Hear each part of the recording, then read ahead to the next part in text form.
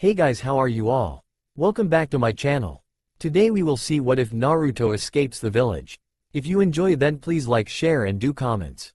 Originally, Naruto had no idea where he was going, he just felt the need to run.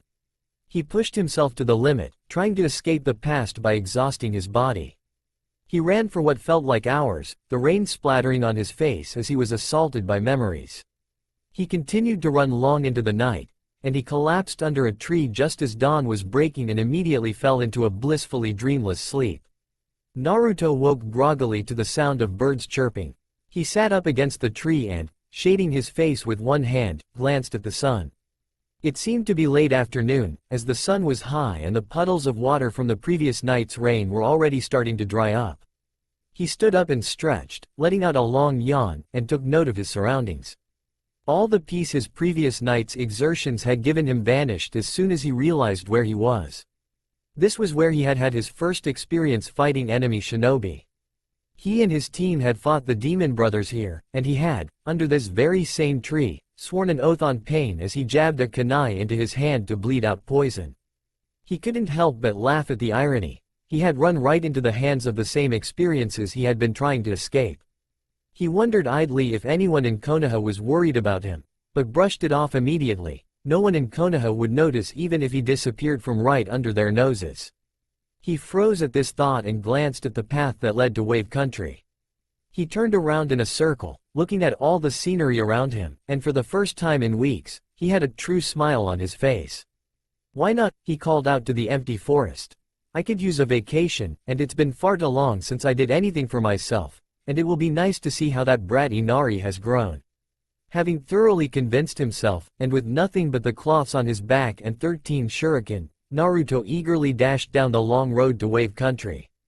Despite his initial enthusiasm, hours of walking had dampened Naruto's spirits. There are very few things, he decided, more boring than traveling long distances by yourself.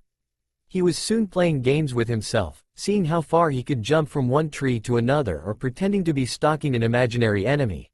But these were only temporary distractions, so pretty soon he decided to just run again. It took only 4 days to reach the borders of Wave Country, and it was with great relief that a chakra-depleted Naruto flopped up against the side of the bridge that had altered his life forever, and just watched the people go by, waiting to regain some of his stamina. Naruto wandered around the relatively small city that was the capital of Wave Country in awe. It was completely different from how it had been but a short time ago. Shopkeepers called out into the packed markets, and fresh fruit and vegetables from all corners of the globe filled produce carts. The city appeared to now be a central hub of trade. Naruto's explorations eventually led him to the center of town, where he was more than shocked to see a large stone monument in the middle of a small park. It had a simple pyramid shape and was about 6 feet high, and each side was inscribed with the symbol of the hidden leaf. After a short prayer at the monument, Naruto realized he had to stop stalling. He was tired, had no food or clothing, and was broke. He knew logically there was no reason to be afraid of Tazuna and his family. They were his friends, but he hadn't exactly given them any warning, so he was understandably nervous. He eventually did manage to work up his nerve and make his way to Tazuna's house, only to find that it was no longer there. With a sigh, Naruto went to a neighbor and knocked on the door. "Yeah, what I want?" came the rather annoyed-sounding voice from inside the house. I was wondering if you knew where Tazuna the bridge builder is living?" "Tazuna?" The door opened slightly and a middle-aged man peeked out. "He moved out a month ago, got into the trade business and got himself and his daughter a better house near the market. Who wants to know?" Naruto improvised, using mostly the truth. "I'm an old friend of Inari, the grandson, and figured I'd visit as I passed through the country." The man shrugged his shoulders and gave Naruto the address. Naruto got somewhat upset when he arrived at said address to find he had passed the very house earlier that day, but he was sufficiently impressed. It looked as though the old man had done well for himself after the bridge was finished. The house was no mansion, but it was 3 stories and looked brand new. Now very tired of traveling, he trudged up to the door and gave 3 sharp knocks. Not a moment later, a voice, which Naruto recognized as belonging to Tsunami, called out from inside the house. "Be there in a minute, Inari. Stop throwing those knives." Naruto's sweat dropped as the sounds of a struggle were heard from within the house. A moment later, a somewhat stressed-looking Tsunami opened the door. "I'm very sorry, sir. My son likes to play ninja with kitchen knives and Naruto."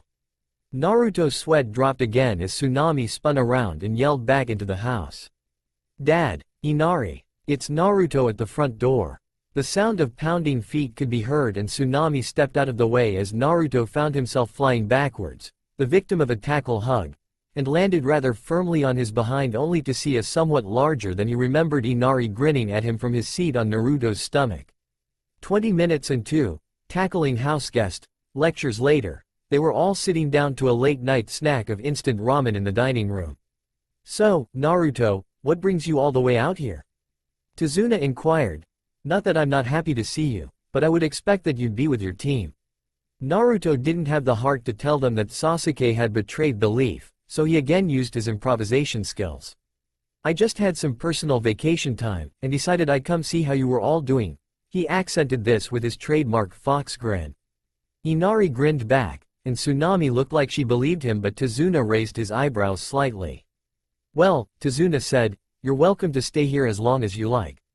As you can see," he gestured around, "my trade business is booming, so don't hesitate to ask if you need anything." "Thanks for the offer, Tazuna-san," Naruto replied, "but right now, I want nothing more than a soft bed." "Tsunami, if you would be so kind as to show our guest to his soft bed," Tazuna laughed, "we'll let him get some sleep." Tsunami led Naruto up to what appeared to be a guest room on the third floor, and he was more than happy to discover that the bed was much softer than the second-hand junk he had at home. His last thought before he drifted off was, "Maybe I should consider staying here for a while." Naruto woke up before sunrise the next morning and sat up against the wall. It had been almost 6 days since anyone had seen him in Konoha. Another 10 days before that he had returned from his failed mission. 16 days. He could still feel the sting where Sakura had slapped him. Could he really blame her? He had made a promise he couldn't keep, and it wasn't like she owed him anything. It's not like had helped her before. After all, wasn't it Sasuke who had defeated Haku to protect his friend? Sasuke who had protected them in the Forest of Death? Sasuke who saved her ungrateful ass from Gaara? Naruto blinked at where his previous train of thought had taken him. It was rare for him to be this bitter. He had years of practice with being abused. The more he thought about it, the more he realized that no one would cry for him if he never went back. Sure, Tsunade would be sad, but her duties would quickly consume her life and he would be forgotten. Jiraiya had left Konoha again, so it might take him years to even find out that Naruto had left. Damn, now he was just being depressing. Naruto jumped out of bed, looked around the room to see his cloths laying, clean and folded, on a table near the door. He silently blessed Tsunami as he rushed to get dressed. Tazuna was peaceful. He was the only one ever up this early, so he spent his time drinking green tea in meditative relaxation. He was calm, one with himself and his surroundings. Then came Naruto. Like an orange bullet, Naruto bounced into the kitchen. "Good morning, Tazuna-san," he called, causing Tazuna to spit out his mouthful of green tea and glare balefully at the boy who had the nerve to be this energized this early in the morning. "Good morning, Naruto, would you care for some tea?" Tazuna asked, but Naruto waved him off. "So old man, where do you keep your instant ramen?" Tazuna blinked. "Ramen?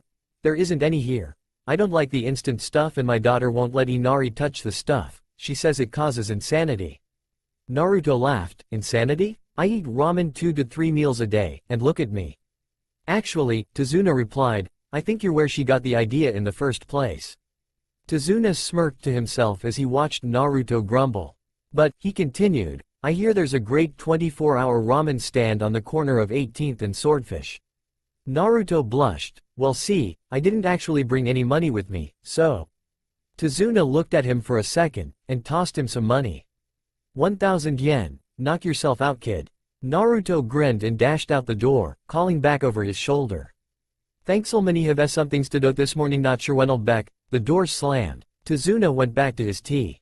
Naruto sprinted through town and found the ramen stand exactly where the old man said it would be. He hopped onto a stool and ordered 3 bowls of beef ramen. He didn't have time for a full meal. And while waiting pondered the mystery of why all ramen stands were owned by kind old men with cute daughters to take orders. His musings were short-lived as said cute daughter quickly brought out his ramen. He wasted no time, and a small crowd of people on their way to work had gathered to watch him eat by the time he was finished. Ignoring his fans, he leapt over the crowd and again started to run. He figured he only had about 12 minutes before the sun rose. He arrived at his destination just as the first rays of sun were peeking over the horizon. Everything here was almost exactly as he remembered it, as if this place had been untouched by time. It was really nothing more than a small clearing in the woods, but it was one of Naruto's most important places.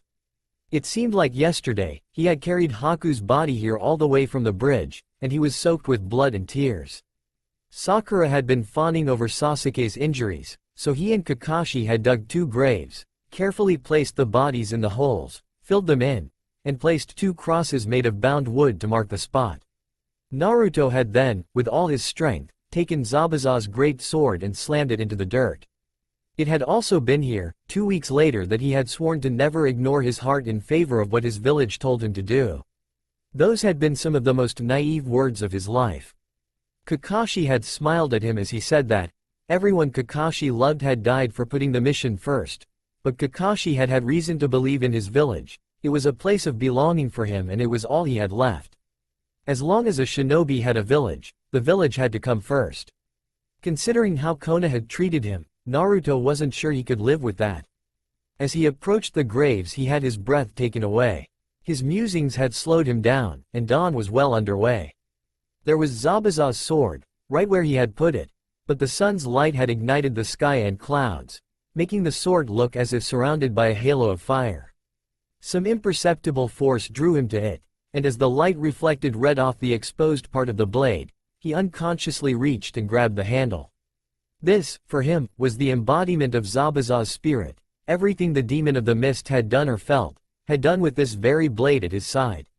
Part of Naruto screamed at him to let go, turn around and run back to Konoha, but his decision had been made long ago, he just had never realized it until that moment. Nukenin. Uzumaki Naruto, he said, as if introducing himself to the sword, and with one sharp pull, he drew it from the ground. He held it up with his right hand, and though significantly taller than Naruto himself was, the sword was surprisingly light.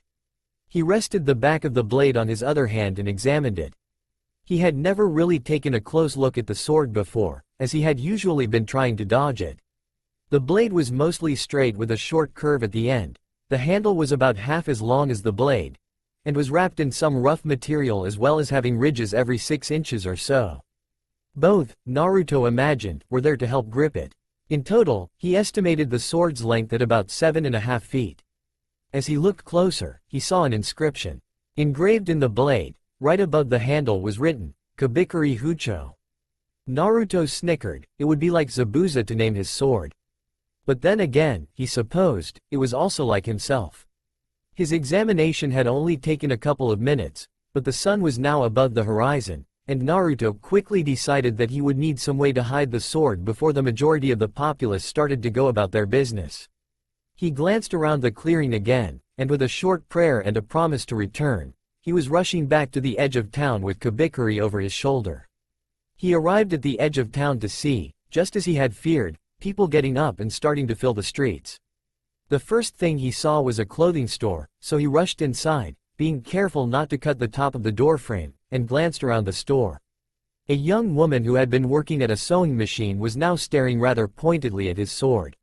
"Hey lady, I have..." Naruto reached into his pocket and grabbed his change from breakfast, 508 yen. "And I need a 7-foot by 4-foot piece of fabric, what can you give me?" The young woman quickly composed herself and thought for a moment, "Do you care about quality? I could give you a piece from the end of a roll, but ends are always frayed on one edge.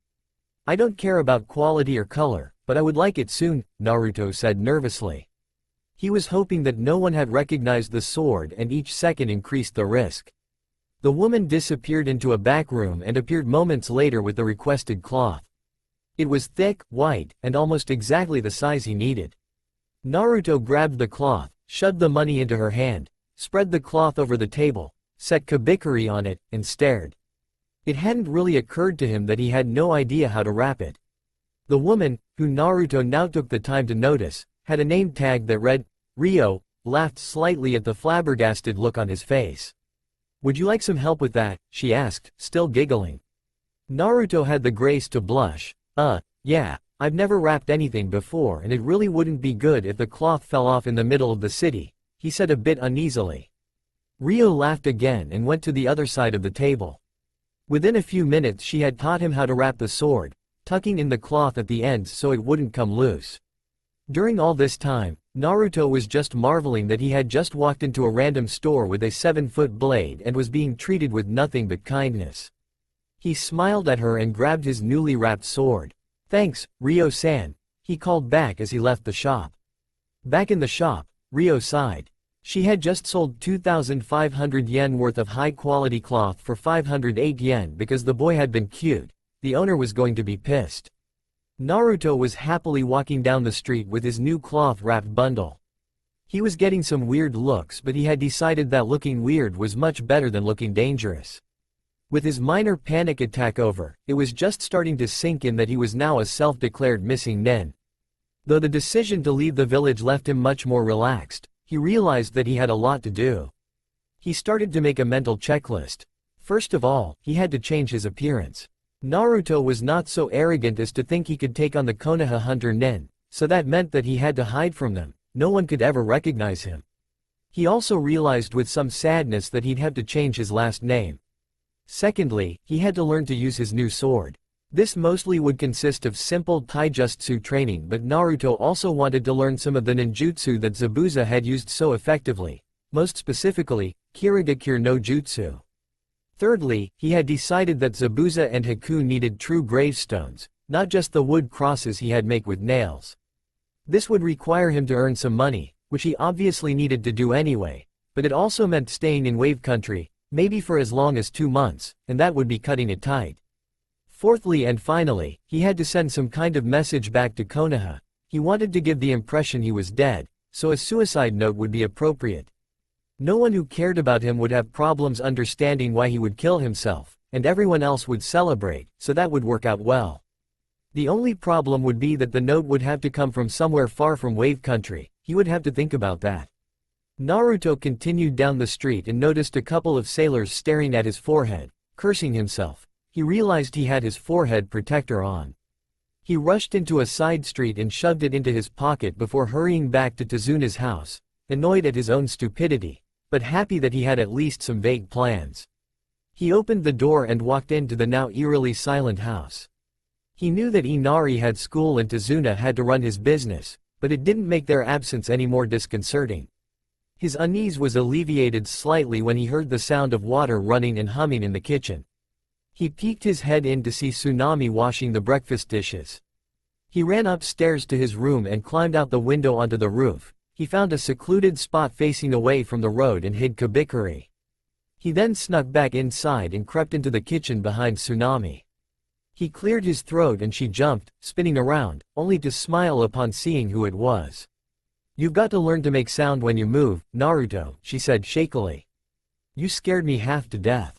As she was collecting herself, Naruto took a moment to think. He didn't want to lie to Tezuna's family, but he also didn't want to leave a trail. He decided not to tell too much of the truth. He was afraid of Hunter Nin more than he was afraid of Tezuna's discovering his lie. "Nay, Tsunami-san," he tried to look embarrassed. "I kinda lost my pack on the way here. I really don't mean to impose but—" "Stop," Tsunami cut him off and smiled at him. "Father makes enough money that he could buy a new house every week. Your shopping expenses wouldn't even make a mark on the books." "Thanks Tsunami-san, and by the way, I noticed the monument in that park near the market. Do you know who made it?" Naruto was hoping she did. He had noticed the stonework was superb. Probably someone he could hire to carve the 2 gravestones he needed. Tsunami thought for a moment. "I think it was Soba Akira. He runs a stone and metal workshop near the north end of the city. Why?" Naruto needed an excuse, and suddenly got a great idea. "I was thinking I might stay in the city for a while, and figured I'd need to get a job. I thought that any guy who made such an amazing monument to Konoha would be the kinda guy I'd want to work for." Once again, Naruto had to internally laugh at the irony of his words, but he had gotten what he wanted. So, Naruto started again. "Would you be willing to come cloth shopping with me or am I on my own in this?" Tsunami glanced around at the house, looking a bit harried. "Would it be okay if you shopped on your own, Naruto-kun? I really have a lot of work to do today." She continued apologetically as she reached into her purse. Will 40,000 yen be enough? Naruto was ecstatic, but tried not to show it. That much money would normally sustain him for 2 weeks. He was determined to save a large portion of it. He realized she had been holding the money out for half a minute and took it, trying to respond. 40,000 yen? That will be more than enough, but I'm not sure how long it will take and really don't know where to go. My cloths have always been pre-ordered and paid for by the Hokage. Tsunami looked as though she were shocked at the thought of someone having never gone cloth shopping. She grabbed a pad of paper and wrote down an address. Here, Naruto-kun. Start at this shop. The lady who runs it is a friend of mine. If you don't find anything you like there, she'll help direct you. Naruto thanked her profusely for both the money and the advice and soon found himself back out in the bustling streets. He followed the directions on the paper, but started to get suspicious as the streets started to look familiar. He arrived at the address Tsunami had given him only to start banging his head against the nearest lamppost. Rio sat in her chair staring at the ceiling. Apart from the cute boy with the sword this morning, the day had been really dull. She had finished 3 minor alterations and helped an old lady pick out some socks and was now attempting to count the bumps on the stucco ceiling. All of this essentially meant that she was more than happy for the distraction when she saw cute sword boy smashing his head against a lamppost outside the shop. She walked to the door and called out, "Hey, can I help you with anything?" Naruto glanced around, and realizing he had once again drawn attention to himself, rushed inside the shop. "Yeah, see? I'm looking for some cloths." Rio blinked. "This is a clothing store, care to be more specific?" Once again Naruto found himself embarrassed. I really can't be more specific, I've never really shopped for cloths before." Now she was interested. Never shopped before? Rio didn't actually find that hard to believe as she looked at his orange jumpsuit. "Did you at least have something in mind?" Naruto, having never had any choice as to what he wore, found that if he thought about it and looked around the store, he did have some ideas. He wandered over to the pants and started to pull things off the rack. "Nay, Rio-san," he said as he browsed, "do you know of any good barbers nearby, particularly any who specialize dyeing hair?" If Rio was confused by the question, she didn't show it. "There's an old man who uses some weird technique to make his own dyes. He can supposedly make dyes that alter the roots themselves, but I don't really believe that." 40 minutes later, Naruto had picked out what he thought were enough cloths. He had 2 pair of black pants, a couple white t-shirts, a dark navy vest with all the needed pockets, and new sets of sock and underwear. He was well aware that this ensemble clashed horribly with his hair, but he intended for that to be the next thing he changed. He left the store, after giving Rio a 500 yen tip, happily holding the address of his next destination, and wearing his new cloths. He didn't wear a shirt and left the vest unzipped, letting it hang so his seal would show if he molded any chakra. Naruto had a bit more trouble finding the barbershop because the owner had never bothered to put up address numbers and the sign was pretty small. When he did find it, he walked in with every intention of giving the owner a piece of his mind. He took one step in and his mind ground to a halt. The old man was out of within another room, but Naruto sensed what was undeniably chakra manipulation. Cursing whatever luck had caused him to run into Shinobi, he started the seals for Kage Bunshin while backing out of the store. He only managed 2 steps before he felt a kunai at his throat, on the other end of which was a rather pissed-off-looking old man who had just moved faster than Naruto could follow. After his initial moment of panic, and realizing that he wasn't dead, he looked at the man. He wasn't wearing a forehead protector, that was good. He did appear to be a barber, and that combined with the fact that he was old made Naruto sure this was the man he was looking for. The only problem was the knife still at his throat. "So, I hear you specialize in hair dye?" Naruto asked, causing the old man to raise an eyebrow. "Yes, you heard correctly, though if you're a customer it's generally preferred if you don't perform jutsus in the shop. I like to keep it clean." The man replied perfectly calmly, as if he weren't threatening Naruto's life. So then, Naruto asked, "How much do you charge for that special dye of yours?" "I'm looking for the permanent root-altering stuff." The man leaned over and studied Naruto's head. 7,000 yen, 4,000 if you have any good stories." Naruto was confused. "Stories? What kind of stories?" The old man's eyebrow rose higher. "You're a missing nin, aren't you?" "I don't see a forehead protector. No village I've heard of has a uniform like that. You're too slow to be an undercover Anbu or hunter nin. And to top it off, you come here wanting permanent hair dye, so I think it's pretty obvious. When he put it like that, Naruto had to agree that it was pretty obvious. That didn't, however, help with the current situation, so he decided to gamble and tell the truth. He had aversions against lying to people who could A. Probably detect his lie and B. Kick his ass. Yeah, I'm a missing nin, though I really just decided that this morning. After a moment of thought, the old man removed the kunai and dropped it into one of the many pockets in his smock, did a 180 turn, and walked back into the back room. What color? The old man called. It took a second for Naruto to realize that the man was asking about hair dye. A dark maroon, he called back to the man. Naruto had thought carefully about his choice of color. He wanted something drastically different from his current blonde, but not something he wouldn't like. The man emerged holding a bottle and a bucket and gestured towards one of the barber chairs. Naruto sat as the man rubbed an odd chemical into his hair before telling him to rinse his hair in the bucket. Once that was done, the man took out a pair of scissors, started to trim and told Naruto to start a story. The next hour was one of the most bizarre and interesting of Naruto's life as he and the man exchanged stories of their lives as shinobi. Naruto talked about the mist techniques he wanted to learn and how he hoped to learn them, and the old man told Naruto of missions he had done in years long past. No introductions were made and no names were mentioned, neither even knew what village the other was from, but both felt as if they knew the other by the end of the cut and dye. Naruto gave the man his money, a little salute, and walked out the door with his hair now a dark red. It would be hours later that he would find the small scroll in his pants pocket labeled, Beginning and Intermediate Stealth Jutsus and with the mark of the hidden mist. The third morning, Naruto was awakened by the sound of mayhem on the lower floor. He had been up most of the night practicing Kirigakure no Jutsu.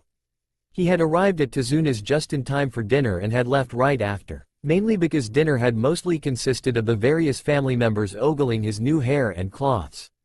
He started practicing at the waterfront, and quickly got the jutsu to work. It was an easy technique when compared to the Kage Bunshin or Rasengan, but controlling the mist effectively required a lot of chakra control. What this essentially meant was that he couldn't control the mist too well, but he got a lot of it. By the end of the night he had managed to perform the jutsu using only a bucket of water, but he had a feeling it would be a while before he could pull it off using just the water in the air. More important now, however, was getting breakfast. Naruto slid on his pants and went downstairs, greeted by the sounds of Tsunami fighting her usual battle to get Inari ready for school on time. Watching her, Naruto figured she would have made a pretty good kunoichi. Inari, she hollered, how many times have I told you to stop throwing those knives? Naruto walked into the kitchen to find himself facing a number of steak knives embedded in the wall. He idly noted that considering Inari's position relative to that of the knives, the kid had pretty good aim. Naruto had the momentary image of a future battle, Tenten, weapons master versus Inari, kitchen knife ninja. He laughed to himself, causing the room's other two occupants to finally notice him. Oh, good morning Naruto-kun, Tsunami greeted while simultaneously trying to get Inari to stay still and eat his breakfast. This, of course, was quickly becoming impossible once Inari noticed his idol had entered the room, so Naruto decided he'd better calm things down. Nay, Inari, you really should eat your breakfast. If you don't, you'll be late for school, and if you're late for school, you'll be in even more trouble, Naruto reasoned. Inari seemed to process this for a moment, but Naruto made sense and his desire to please both his mother and idol overcame his defiance, so he grumblingly sat down and started to eat. Tsunami looked gratefully to Naruto before walking over and starting to yank knives out of the wall. Naruto-kun, she said as she pulled out another knife, there's some breakfast for you there too, I made pancakes. Naruto was in awe, he had never had pancakes made for him. He pretty much just eaten ramen in Kono, crap. He had managed to avoid thinking about Konoha until now. He refused to feel guilty about leaving. Feeling guilty led to thoughts about the people who would feel betrayed, and he refused to call what he had done betrayal. Betrayal implied that he owed something to Konoha and the people who lived there. He continued down this thought path and Tsunami could only watch as Naruto looked more and more depressed. She then grabbed him firmly by the hand, jolting him out of his reverie, and dragged him over to the table. Sit, she commanded, so he sat next to Inari and waited only moments before a plate of pancakes were put in front of him. He grabbed his fork and decided to thoroughly enjoy this kind of food while he had it to eat, good food wouldn't be common in a life of traveling and hiding. Breakfast was soon finished and Inari left for school right after. Naruto then quickly helped Tsunami clean up the breakfast dishes and retreated to his room.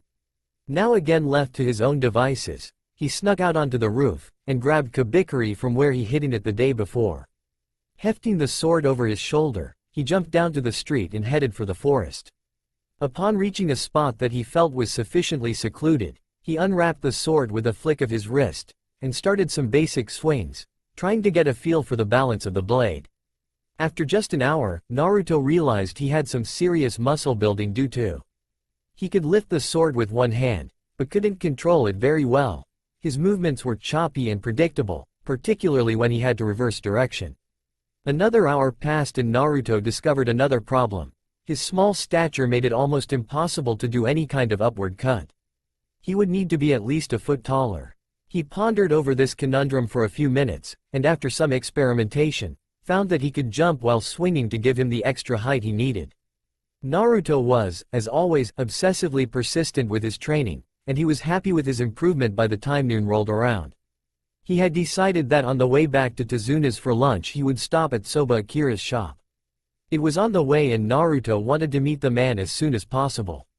The shop was easy enough to find, and appeared to be just a mid-sized building with a sign out front announcing the place as Soba's Stone and Metal Workshop. Naruto jumped onto the roof and hid Kabikari. He didn't want to scare the man. He jumped back down and noticed that the front door was held open with a brick, so he just walked in. Directly in front of him was a rather messy desk, covered in papers and a bell with a label that said, "Ring for service." Behind the desk the room opened up into a cement-floored workshop covered in tools Naruto couldn't name as well as pieces of stone and metal in various stages of carving. Naruto shrugged and rung the bell. A sharp ding reverberated through the building and Naruto heard some shuffling. A man in his late 20s or early 30s emerged from the back of the shop wearing a leather apron. He seemed a little rough around the edges, but his brown hair was neatly cut and he had an air of tidiness. "Can I help you?" he asked Naruto with a salesman's smile. "Maybe," Naruto cautiously replied. "I needed 2 gravestones for dome friends of mine but don't have too much money. I was wondering if maybe I could help you out in the shop as payment?" Soba looked skeptical. "Work here as payment? Do you have any experience with stone or metal working?" "Something like that," Naruto replied with a grin. "Take me to an block that you need a lot of stone removed from and I'll show you." Akira led him to a block of stone 5 feet high, with lines already drawn to show where stone had to be cut away. Naruto held out his hand and started to mold his chakra in the familiar swirling pattern. He opened the floodgates, pouring chakra into the now reasonably sized vortex in his hand. "Rasengan," he called as he slammed the orb into the stone block. It took a little less than 30 seconds to grind away most of the unneeded stone. He turned to Akira who was mumbling to himself with a dumb smile on his face, something about increasing production by 50. Akira soon snapped out of it and grabbed hold of Naruto's arm. "I'll pay you 2,000 yen an hour, when can you start?" he asked excitedly. "Right now," Naruto replied with his trademark fox grin. He would later realize that with his new look, said grin made him look frightening rather than cute, but Akira appeared mostly unfazed. Naruto was expecting requests to use the Rasengan again. What he got instead was a 2.5-hour lesson about every tool a carver could ever need and the various ways to use them. Though Naruto was impatient, his respect for the man went up a few notches. He was containing his excitement and making sure Naruto knew what he was doing before he unleashed him on the shop. Akira himself mentioned an experience he had had proving just how dangerous sandpaper could be. By the time Naruto's comprehensive tour of the shop was finished, then sun had set and Naruto realized that he had missed lunch again. It was starting to become a habit with him. It was like fate, every time lunch came around something important would come up that would end up taking forever, and here he was, starving by the end of the day. He looked at Akira only to realize that the man had been talking to him while he was pondering his hunger. Having no idea what had been said, Naruto just nodded vigorously, which seemed to be the correct response. "So, you'll start work when tomorrow?" Akira asked. Naruto thought for a minute. "I'll be here at noon. I'm busy in the morning so I'll work from 1 o'clock to 6 o'clock. "Sound good?" Akira nodded. "Yes, that should work nicely. We'll also need to discuss the details of your order." Naruto nodded as he turned to leave, "Okay then Akira-san, 1 o'clock it is." Akira grinned as the boy ran off into the distance. That kid's weird energy ball thing would cut his production time in half. He was already drooling. Naruto waited until Akira had turned and gone into the shop before doubling back to pick up Kabikari. It wouldn't be good to forget it. Naruto ran all the way home, as he was now temporarily calling to Zuna's house. The day had gone as well as he could have hoped and better. He now had a job that was both training and paid better than being a ninja ever had. He could even move his plans forward, maybe as much as 3 weeks. Between the 18,000 yen he had left over from shopping and a month's salary at 10,000 yen a day, he would be set for quite some time. Naruto jumped up to the roof, hid Kabikari, slipped down to his window and climbed inside. He figured he had 40 minutes before supper and there was something he needed to do. He sat on his bed and took his forehead protector out of his pocket. For the second time that day, he gathered a chakra swirl in his right hand and then carefully used his Rasengan to grind off the symbol of the hidden leaf. He grabbed a kunai out of his holster and, even more carefully, carved in 2 kanji. He tied it back around his head and went into the bathroom to admire his work. His forehead protector now read, Akuma Shinkuru, Demonic Mirage. Naruto had thought a lot about what he was going to do about his forehead protector. Leaving it in its original state would attract attention he didn't want from the leaf, but it was what told the world he was a shinobi, and he had no intention of settling somewhere and finding some menial job. He had finally decided that he would try to build a reputation on his own merits as a shinobi without loyalty to a village, but doing that would require a distinctive look, and he would have to eliminate everything inside him that could be recognized as Uzumaki Naruto. It was in that moment, as he examined and pondered his almost unrecognizable appearance in the mirror, that Uzumaki Naruto died, and Fushicho Naruto was born. It wasn't simply a decision to change a name, because Fushicho had to be everything Uzumaki wasn't. Normal people would consider this as pretending to be someone you're not, but for Naruto, it was quite the opposite. He would have to learn not to force himself to act a certain way, and he knew it would take a while. He started to practice his facial expressions in the mirror. The first thing he tried was smiling, which he soon found he had to be careful of. A full-blown smile showed off his longer and sharper than normal canines, and although they were great for intimidation, not so good for casual conversation. He tried a scowl or two, and everything seemed okay there, though it was uncomfortable to scowl for more than a few seconds. Naruto continued on like this until supper time, practicing various expressions. This wouldn't have been a problem if Inari hadn't opened the door to call him to dinner during his attempting of the nice guy pose. He had tried to pretend he had just been examining his thumb, but Inari had kept giving him those odd looks all through the meal. Naruto announced during dinner that he had gotten work at Soba's shop to the surprise of all. He didn't go into details, just said that Akira had found a use for some of his unique skills. Apart from his announcement, supper was uneventful, as Naruto had thankfully remembered to remove his forehead protector before coming down. Naruto again quickly escaped to his room, as he wanted to get to bed early and had one more thing to do. He knew what being a missing nin could do to someone, and so he needed rules for himself, a new ninja way. He sat down with a piece of paper and started to write. Never leave a mission uncompleted. He figured this one was a given, but it felt good to write. Never do a mission because you are told or begged to. This was important, as so many missions were a waste of time and he couldn't afford to work on pity. Never go into a situation without knowing the way out. This was a rule he felt too many shinobi had died for forgetting. Never cut twice. Naruto thought of this as an analogy for life. Always be sure to succeed on the first try because you may not get a second. Naruto looked at his list with satisfaction before folding it and sliding it into the slit in his forehead protector cloth where he had only a short time ago hidden ramen tickets. He then changed and jumped into bed. As he lay there, staring at the ceiling, he reflected on how much his life had changed in a mere 7 days. It had been 2 weeks since he had stumbled into Konoha covered in blood, wasting his tears because the bastard had an unhealthy familial obsession.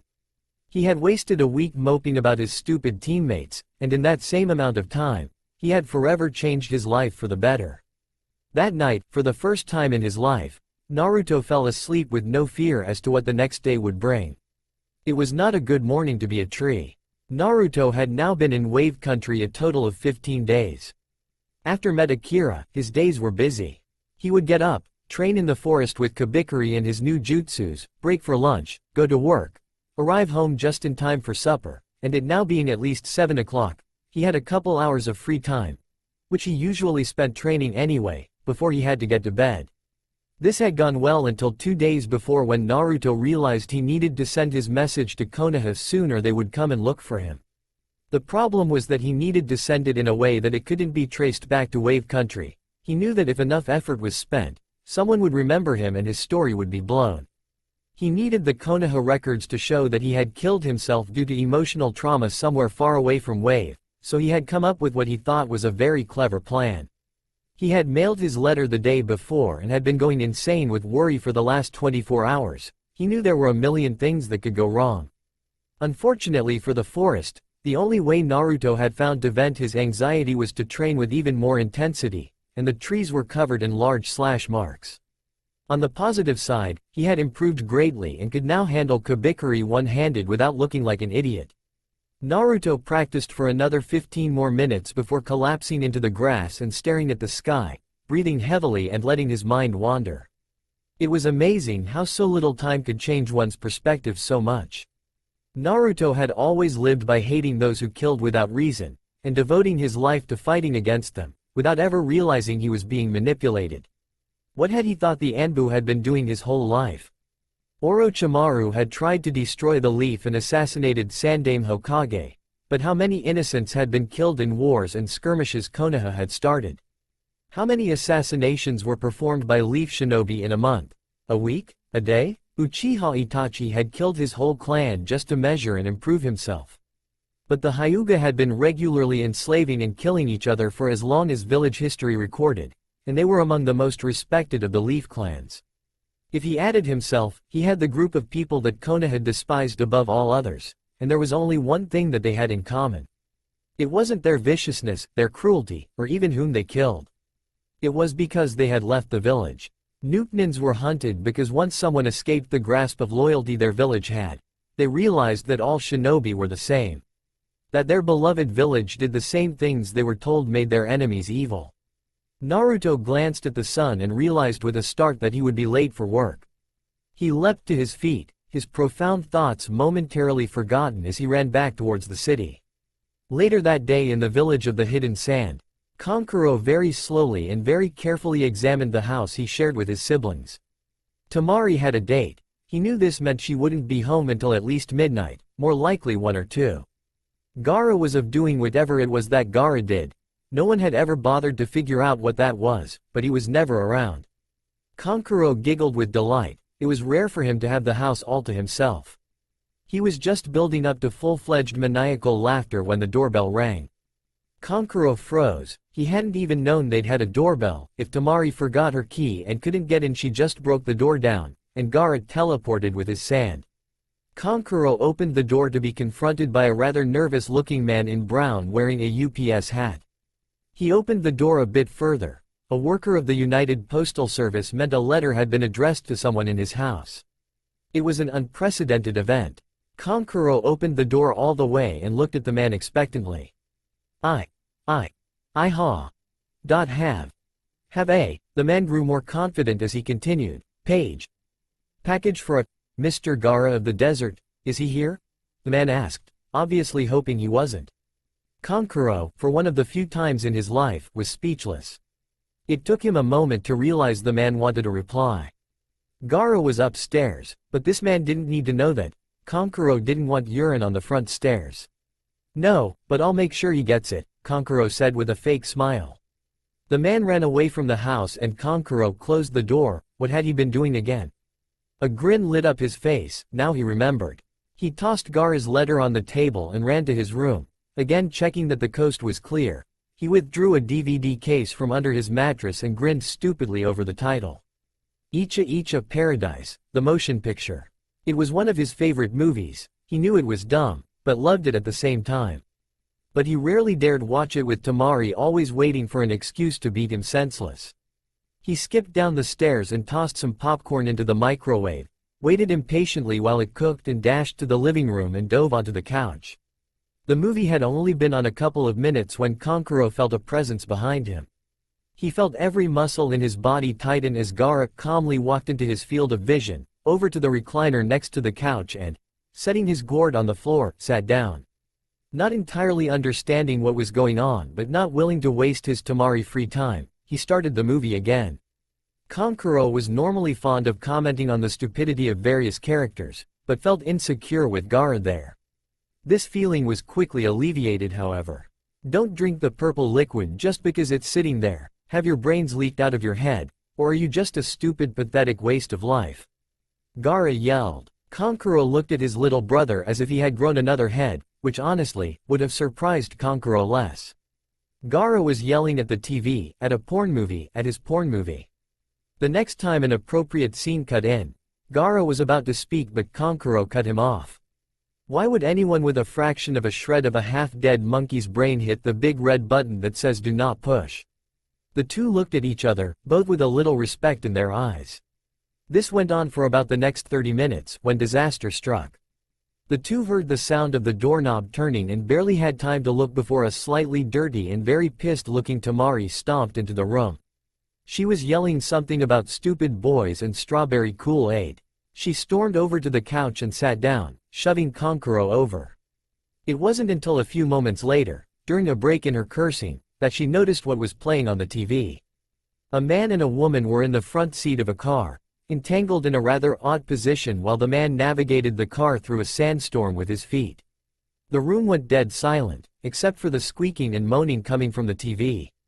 Tamari's eyes widened. That position cannot be physically possible. It was then that the Sand siblings found the first thing they had in common, commenting on dumb movies. It was the best time they had ever spent together. There was a brief interlude where Kankuro paused the movie to, with the help of some life-sized sand models courtesy of Gaara, prove that the earlier mentioned position was in fact possible, if extremely painful. As the movie ended, the three realized that they had just enjoyed a whole 2 hours of each other's company, and were actually sad that the movie was over. That was until Gaara reached into his gourd and tossed another DVD to Kankuro. This one was, Icha Icha Paradise 2, Revenge of the Squid. Kankuro looked at his brother in wonder. This isn't supposed to come out for another month. Why do you have this? Kankuro demanded to know. Gaara shrugged and gestured to the still rolling credits of the first movie. Special Effects Team. Visual Effects. Kurosaki Ichigo. Creature Effects. Aburai Renji. Sandstorm and Weather Effects. Gaara of the Desert. The two elder siblings stared at their younger brother until he raised a non-existent eyebrow at them and gestured towards the machine. It was well past 1 o'clock when the second movie finished and they were all heading off to bed. On the way up, Gaara noticed a large envelope on the table, and was surprised to see it addressed to him. He took it upstairs and ripped it open to find a second envelope and a note. Dear Gaara, this may seem a bit weird to you, but it's really important that you follow the instructions in this letter. If I ever see you again, I'll tell you why. Whatever day tomorrow is, I need you to use henge to transform into me. Then take the letter in the envelope I sent to the courier and have it sent straight to the office of the Hokage. Then go into the desert, release the henge, and go back to whatever it is you do. In a few weeks, people will come by asking about me. Tell them you only met me once, and that we talked about hate and the pain of life and other angsty stuff. Tell them I then disappeared into the desert without a trace. I owe you big time. Naruto. At the bottom of the letter was a scribbled drawing of a stick figure with fox whiskers. Gaara woke up the next day and did what Naruto asked. He really didn't have anything better to do, and figured Naruto wouldn't ask if it wasn't important. It also gave him something to do for a few weeks. He needed to practice his angst. Now, back to Wave Country. 2 more days had passed and Naruto was mostly done worrying about the letter, but in its stead got something else to worry about. He had overlooked one thing in his disguise: his eyes. Contrasted to the rest of his dark outfit, his eyes were a piercing shade of blue, and very recognizable. The thing was, he knew of a way to change his eye color, but it would require a great deal of research, be very dangerous, and guarantee that he would never be allowed in Konoha again. He did a double take and realized that he really didn't have a problem with any of those. He was really starting to like being a Nukenin. Now having spent 2.5 weeks in Wave Country, Naruto started to think about departure plans. Akira had offered to make the 2 gravestones free of charge and Naruto had set them in place the day before. He had been making money by the bucket load, and figured he wouldn't need to start taking missions for a while, which was good. Naruto had been spending more and more time in the forest. He had gained enough control to make Kirigakure no Jutsu a powerful if not perfect skill and was improving his sword technique every day. It was therein that the problem lay. The more Naruto trained, the more he realized that he had many things to work on. His sword was in need of repair, his working with Akira had taught him a thing or two about metal, and the sword had been old when Zabuza had owned it. He would have to find a master swordsmith if he wanted a good job done on a sword this unique. Most smiths, even good ones, just dealt with the basic swords. Katanas, ninjatus, wakizashis, etc. His second problem was that training his body wasn't enough. He feared the first time he fought it would become painfully obvious that 3 weeks of experimentation was no match for a 200-year-old sword style. He needed to learn how to fight with his sword, not just swing it. He figured the first one was more important, because he still had his old jutsus and could fight barehanded, but sword experience was useless if your sword was broken. Now hoping to leave Wave Country in less than 10 days, Naruto threw himself into his training even more, and added into his daily schedule an hour at the local library. It wasn't as extensive as Konoha's, but Naruto found enough books on seals to give him a pretty good idea of what he would have to do to change his eye color. It wouldn't be particularly complex, just insanely dangerous. Naruto made a note to test this particular jutsu somewhere far away from, well, anything. With his having roughly planned his departure date, time sped by even faster. Before he knew it, his 4th week in Wave Country was coming to an end. Today was Friday and Naruto planned to leave this Sunday. That meant today would be his last day working for Akira, and Naruto was surprised to find that he would miss the man. As today was his last day, he felt there was a question to ask, but he wasn't quite sure how to do it.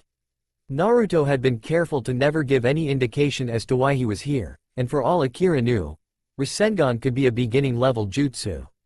Naruto approached what passed for his boss's office and fidgeted for a moment. Akira glanced up. "Is there something I can help you with, Naruto?" he asked. "Yeah, I've already told you that I'm leaving Sunday, but before I go, I need you to promise never to repeat any of this and answer a question without asking why." Akira gave him an odd look, but nodded. "I want to know who the best swordsmith on the continent is, and where I could probably find him." Naruto let out a breath. If Konoha Hunter Nin were given the answer to this question and knew he had asked it, he would be thoroughly screwed. Then, to Naruto's surprise, Akira laughed. "That's what you wanted to ask. I was afraid there for a second. It's really an easy question. Kirin is by far the best. No one knows his last name, but he was the youngest of 3 brothers, all of whom were forced to flee from the hidden mist when the oldest went rogue. Kirin himself made 4 of the 7 legendary mist swords, and the middle brother, now dead, made the other 3. It's quite a well-known tale in the metalworking community. Kirin is somewhat of an idol." Akira took a breath and looked uncertain for a moment. Finding him may be more difficult. He was last known to have taken shelter in another village in the north. Some claim a place called the Village of the Hidden Sound, but I don't honestly believe such a place exists, so all I can tell you is go north. It was at this point that Naruto stopped listening.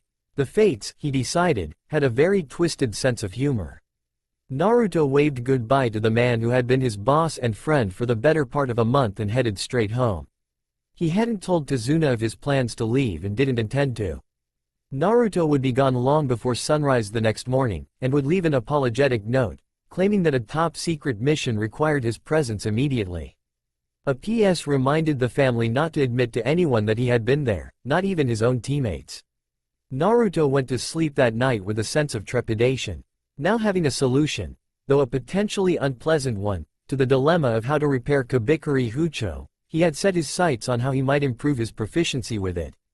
A regular swordmaster could teach him some basic forms, but Zabuza had not needed a style. He had simply fought with the sword as an extension of his body, and for Naruto to have any less skill would be an insult to the sword and its previous master. Naruto needed to learn from someone who knew and understood how to fight with a weapon of this size. They would have to have no associations with any hidden village friendly to Konoha, and ideally, they would also know the various water jutsus that complemented the use of such huge weapons. The longer Naruto thought about this, the more it disturbed him. The problem wasn't that he didn't know anyone who fit these criteria, the problem was that he did. Bonus: Naruto's new look, stealthy and stylish. Hair: maroon. Vest: navy. Pants: black. Why these three colors, you ask? All three are very distinctive in light. The hair looks red, the vest blue, and the pants black. But when night rolls around or visibility gets bad, say, in thick mist, all the colors just look dark. Anyone describing Naruto to an authority or a hunter nin would describe the cloths as dark or black. People tend to make a noticeable mistake in these situations. When told his cloths were dark, they tend to automatically assume the cloths were all the same color. The next obvious question is, why the vest with no shirt underneath? To which the answer is also quite simple. Fighting with an 80-pound sword requires mobility, and if one isn't going to wear any armor, why bother with a shirt? The ninja vest is really a requirement, but anything else is just something to get in the way.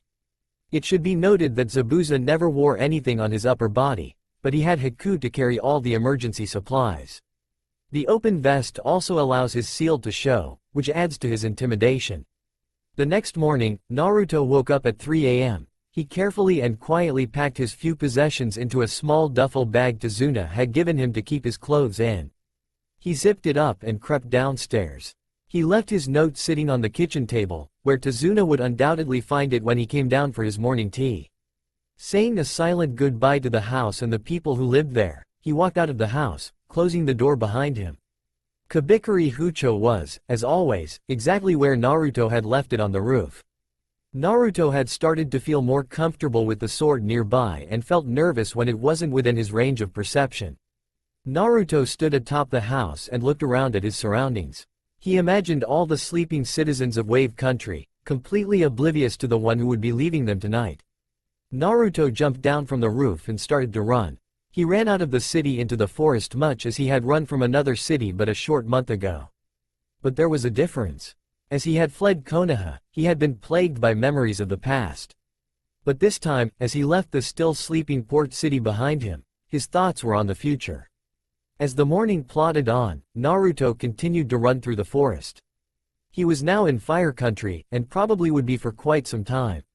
It was the only direct land route from Wave to Sound, and Naruto wasn't good with ships.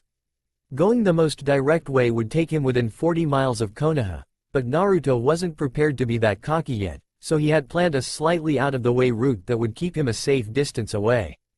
As the sun rose towards the peak of its path and noon approached, Naruto realized he'd been stalling long enough. After all, it had been hours since he had seen any signs of human life. Steeling his resolve, he set down his bag and sword on the ground near a particularly tall tree and ran another minute through the forest. Sweaty and out of breath, but by no means out of stamina, Naruto sought to calm himself. He was about to attempt an experimental jutsu, and wanted to at least be calm so he didn't make any mistakes. He closed his eyes and calmed his spirit. His eyes shot open, and in one fluid motion, he bit his thumb and streaked a line of blood down the seal on his belly. He moved his hands faster than the normal human eye could track. There were 37 hand seals. He finished on the dragon seal, and called out to the empty forest. Shikafujin Kai. He found himself in the familiar landscape of his cave-like mind. He had been expecting this, but it unnerved him nonetheless, particularly considering what he was expecting at the end of the tunnel. He walked into the large room that held the Kyuubi's cage. The jutsu had worked and he had used enough chakra. The evidence of this was that it was flying around the room, forming a swirling vortex of blue energy, and as he watched, the seal holding Kyuubi in his cage started to glow and stretch, and the great iron doors started to open. "What are you doing, brat?" Kyuubi's voice called, sounding as confused as Naruto had ever heard Kyuubi sound. The seal stretched more and more and the gates opened wider and wider. The demon figured he had to be suffering some kind of mental breakdown, but wasn't willing to let opportunity escape. As soon as the gates were open enough, Kyuubi stuck a paw through the gap and sent it hurling towards Naruto, hoping to crush his mind and take over the body. Naruto saw the huge clawed appendage coming towards him, and it took every ounce of his willpower to wait as long as he did. As the claw was fractions of a second away from making his body into a demon puppet, Naruto released the jutsu. The blue chakra in the room immediately vanished. The seal lost its glow and the gates slammed shut, cleanly severing the front right leg of the Kyuubi, which quickly disintegrated into a wave of red chakra that washed over him. Naruto was sucked from his mind world with the screams of the demon following him. Naruto awoke in the real world to discover a new meaning for the word, pawn. It felt like every muscle and bone in his body was both expanding and contracting at the same time as a hurricane of red chakra tore apart the surrounding area of forest. After about a minute, the chakra vanished until Naruto was just left lying on the grass, staring at clouds. He slowly drifted off to sleep thinking, for a demon thousands of years old, that fox is pretty stupid. Naruto awoke to find the sun rising, and realized he had slept for 18 hours. He eagerly examined his body, and was disappointed when he saw that the changes had been minor. He had gained a bit of muscle mass, and grown maybe 3 inches. He also molded some chakra and found that he had gained some extra reserves of that as well. Naruto maintained his slightly depressed state all the way to the location of his stash, because it is then that he saw his reflection in Kabikiri's blade. His eyes were slightly slitted and had become a bit more angular. They had lost their innocent blue shade and had turned to the red normally reserved for when he went into one of his insane rages. Naruto had figured some time ago that channeling insane amounts of Kyuubi's chakra might enhance his body, but he had needed a way to get that much. It was then that he had come upon the idea of the Shikafujin Kai. It had stood to reason that since jutsus like the Shadow Bind could be broken with raw chakra, it would also be possible to, if temporarily, bend the seal, and trick the Kyuubi exactly as he had done. Many months of research later, Naruto had ditched the idea. He had realized that taking power from the Kyuubi might very well give the villagers the excuse they needed to kill him. In retrospect, he had been right to ditch the jutsu then, but he was glad he had done the research. All in all, his experimental jutsu was a success. He was sure Kyuubi would never fall for the same trick again, but his eye change alone was worth it. Eye color was mostly impossible to change without genjutsu, so he might even be able to bluff his way out of a situation where he had already been recognized. Satisfied and refreshed from his long nap, Naruto checked his map and compass before bounding off through the forest. Meanwhile, in Konoha, the 5th Hokage lay on her desk, with her eyes staring blankly off into empty space. Her face was soaked with tears, as was the letter she clutched desperately in her right hand. She had sent a squad of Anbu to the sand the day before, despite the protest of the whole council, and had spent every moment since dreading their report. She refused to believe that Naruto was dead by his own hand. He had always had such an unbreakable spirit, but as the days passed, Tsunade started to remember things. Images of him being jeered at by shopkeepers, hit by children throwing rotten fruit, screamed at by parents for asking to play with their child. All these things had also been part of Naruto's past, and Tsunade herself wasn't sure if she could handle that kind of treatment for 13 years. She had been crying for 2 days, but with these thoughts and memories haunting her, she started to convert her sadness to anger. However she looked at it, this whole mess was Orochimaru's fault. He had been the one to steal Sasuke from the village and shatter Naruto's frail trust. The more she thought about it, the angrier she got, until she decided that if those Anbu came back confirming the death of her third precious person, she would burn the sound to the ground if she had to do it with her own 2 hands. Far away, a green necklace lay forgotten in the bottom of Naruto's duffel bag. Naruto sat in the forest rubbing his feet. His boots were lying next to him on the forest floor and he glared menacingly at them. He had only been running a couple hours when his feet had started to sting, and a short time later he couldn't run anymore. He quickly discovered the problem. After bathing in demonic chakra, his feet had gotten larger. Not by any significant amount, only a few fractions of an inch, but it was enough to make his boots pinch. Naruto had expected a slight body size increase, he just hadn't accounted for all the problems it would cause.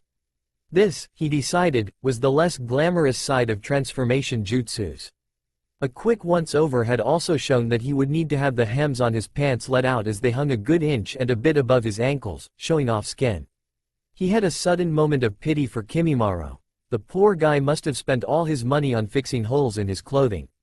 This line of thought was amusing, but didn't help Naruto decide what to do about his boots. He was 70 miles from the nearest town. He continued to rub his foot, trying to get the blood circulation again. After 10 minutes or so, an idea finally came to him. He took a kunai out of his holster and started hacking at one of his boots. In 3 minutes, he had a usable if not particularly good-looking pair of what he thought of as ninja sandals. He had really just cut the top off his boots and used the extra material to tie his feet into the bottoms. Now again mobile, Naruto got to his feet, picked up his bag and sword and started off through the forest. Some 50 miles north of Naruto's current position, Uchiha Itachi was shopping for Pocky. He stood among the many flavors and tried vainly to decide. It was a little-known fact that the most deadly Nukenin in Konoha history had an obsession with the chocolatey snack. He had eaten 3 packs a day for years and had only stopped eating them in combat when a group of grass Junin had burst out laughing as he happily munched. Needless to say, he continued to munch as he ripped them to shreds, but after that decided to keep eating and fighting separate. He had abstained from his Akatsuki cloak today and had a pencil carefully tucked behind his ear. He and his partner had decided long ago that Itachi was the one who handled shopping and Kisame was the one who managed their money. That way, Itachi got what he wanted and his partner could decide how much of it he got. His Pocky limit for the week was 15 boxes. He sat down in the aisle and let his eyes roam over the various shelves. He had to choose carefully, but he was patient, and he knew that the answers would come to him in time.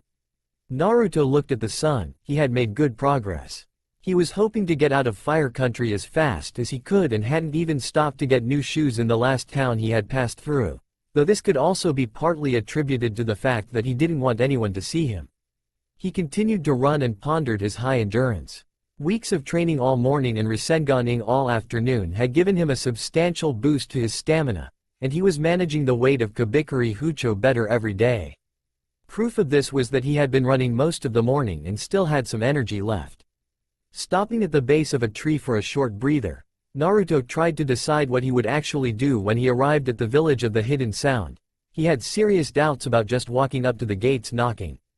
He had no intention of joining the sound, so he would need to find another way in, and knowing Orochimaru, he would have to give something up in exchange for what he wanted.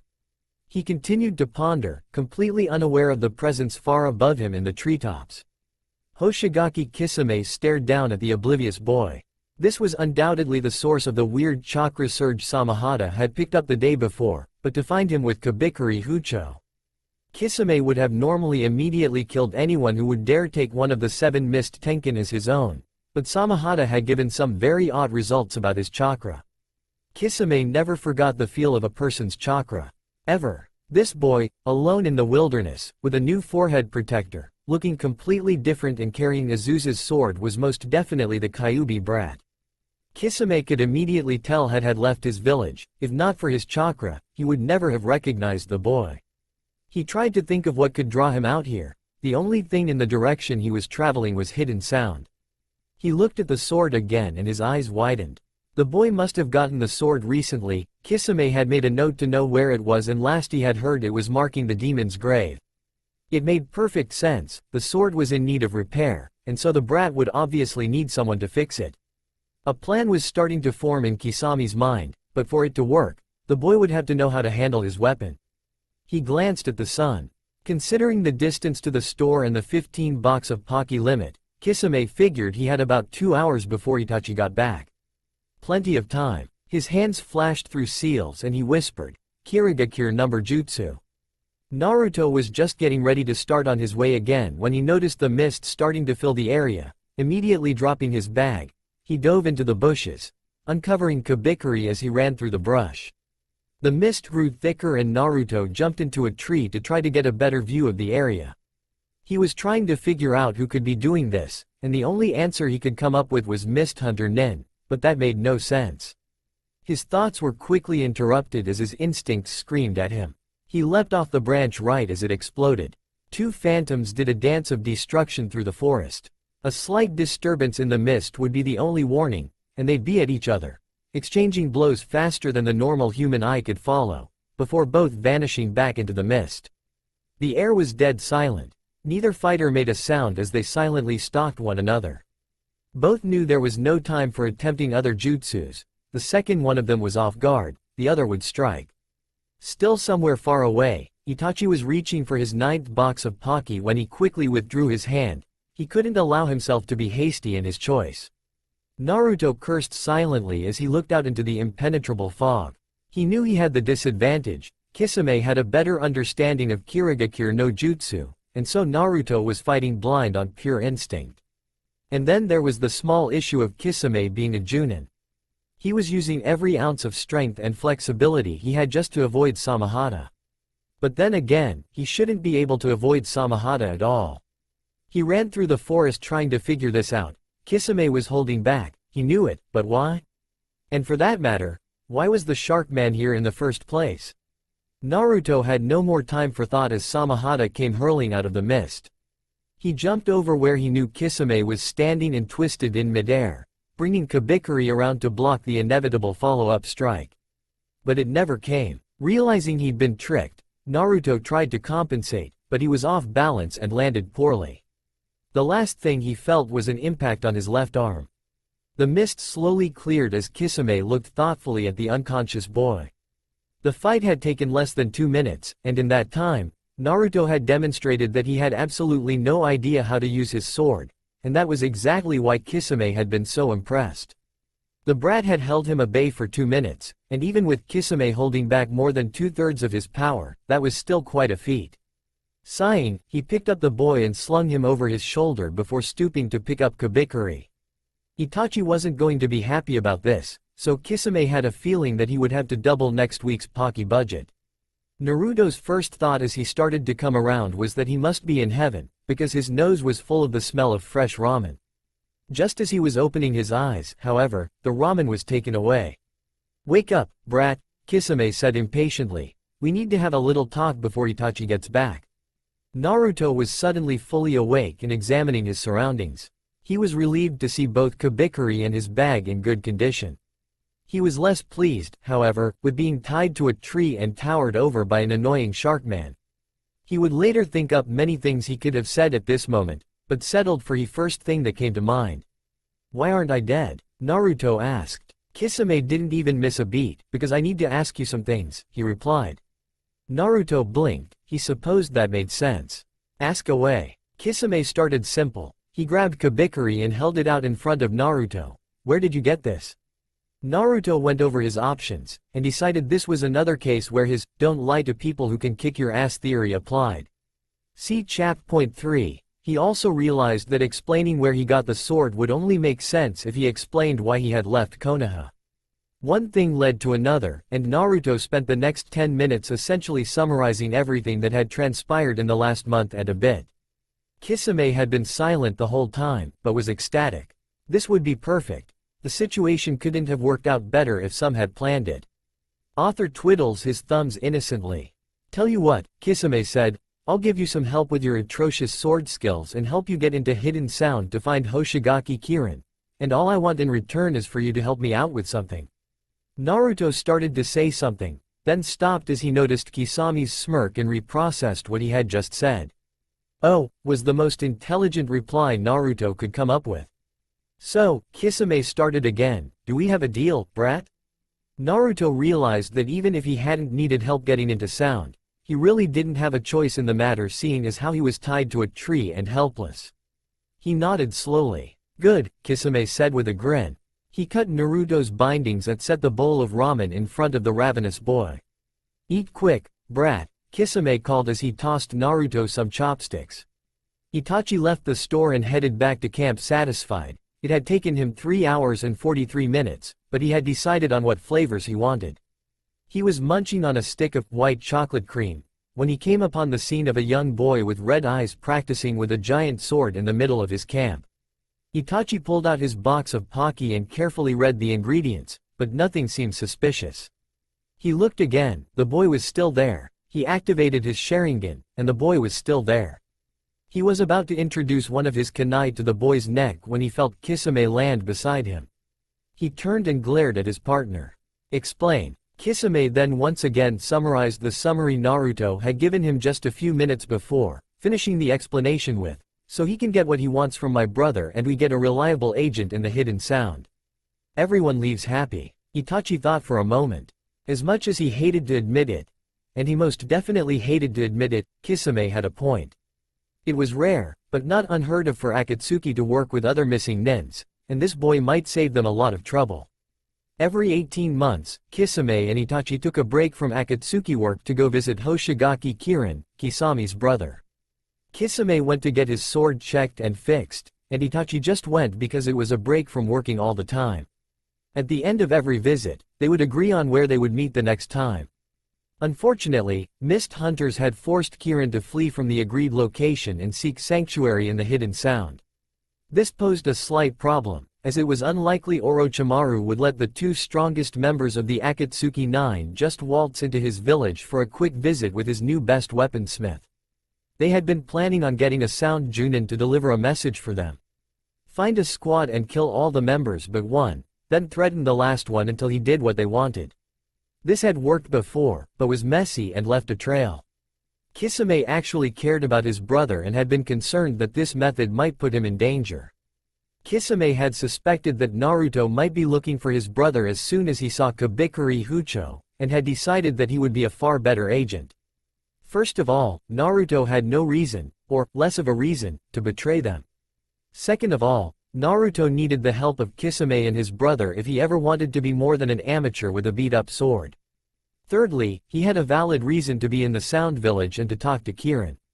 The final, and perhaps greatest advantage was that Fushicho Naruto didn't exist. No matter how deep they delved or how far they searched, no one would be able to find any trace of anyone with his name or description. He had no home village, no friends, no past. Kisame went over all this, and the only thing that stopped Itachi from immediately agreeing was that this boy had been the target of a failed mission, and Itachi hated to fail missions. The council had been annoyed with them for weeks. Itachi's internal war finally ended with him agreeing to work with the brat. The boy was, after all, now a missing nin, and if they didn't help each other out once in a while the villages would kill them of one by one until no one would have the courage to leave. The other, and far more important reason was that the two Akatsuki really needed someone's help, but Itachi would never admit that to himself. Naruto had known the two were somewhere nearby, but that didn't stop him from jumping slightly as two forms emerged from the forest. He blinked. The last time they had met, Naruto had been overcome by Itachi's sheer aura of power. Turned out that effect was diminished slightly when he was without his cloak and carrying shopping bags. Now, instead of looking like an incarnation of death, he just looked like an older version of Sasuke with a Pocky addiction. Dinner that evening was awkward at first. This was primarily due to the fact that shortly after sitting down, Naruto came to a startling realization. S-class missing nins were people. It had come as the greatest shock of his life when Itachi had set up a campfire and started to fry some meat in a pan. Their food was simple, noodles and fried chicken, but Itachi turned out to be a very good cook. Naruto was surprised again when the two Akatsuki started to chat about pointless non-death-related things. Contrary to what he might have thought, the older Uchiha was far more talkative than his younger brother had been. After a while, Naruto found himself getting used to the idle way the two deadly shinobi discussed the next day's meals between bites of chicken. He even started to add the occasional comment to their conversation. Supper was quickly finished and the topic of discussion turned to their task. Naruto now actively joined in. Kisame was tired of watching his brother run, but the only way to get the hunters off his trail was if they believed he was dead. So their task was twofold. They had to get Kirin out of the hidden village of Sound undetected, and make it look as if he had died in a way such that the body could never be recovered. If so much as a single sighting of Kisame or Itachi were made, the plan would be blown, as everyone would suspect a plot. Unfortunately, Kirin's connection to members of Akatsuki was far better known in the world of shinobi than it was in the world of metalworkers. That meant that everything would hinge on Naruto. They decided he would infiltrate the village as who he was, a young man looking to get his sword repaired. Unlike most hidden village leaders, Orochimaru allowed Nuknins to both live in and visit his village. Some took missions, others didn't, but Orochimaru figured that they would help if the village were attacked. It was like having a free defense force, people fighting to protect the Sound not because they were paid to, but because it was the only place that would accept them. It was sad and brilliant at the same time. It was decided that Naruto would pose as a child of one of the mist nen who had run away with Zabuza. He would claim that his father had been killed recently. This story, combined with a few bribes, would allow him to enter the village with minimal attention. The three continued to plan long into the night, unaware that somewhere far away, another plan was in the making. Gaara stood before the Hokage with his siblings, giving his report. Surrounding him were the few in the village interested in Naruto's fate. He had been speaking for just over an hour, and from his first word he had every ounce of attention in that room focused on him. He wove a tale of sadness and depression so dark it tore at the heartstrings of even the most cold-hearted Junin. It was a tale of a broken boy who had come to see the only other person on the planet like him before he threw his life into the sands of the desert. He described the conversation he had had with Naruto in minute detail, every word, every facial expression, and every gesture. It was all, of course, a complete lie. Finally, he finished with, "Then I saw his form slowly vanish into the desert." Gaara took a step back, very proud of himself. He wouldn't doubt that he had just given the best angsty speech anyone in the room had ever heard. Though he admitted that watching Rock Lee sob and hug his teacher for an hour had unnerved him a little bit. It had only been moments after the Anbu arrived at his door that he realized what Naruto had done. He had wondered the whole way here whether he would be able to lie to the Hokage herself.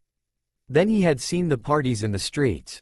Bars offering free liquor, huge signs waving in the wind reading, "Ding, Dong, the demon's dead." Most of Konoha was celebrating.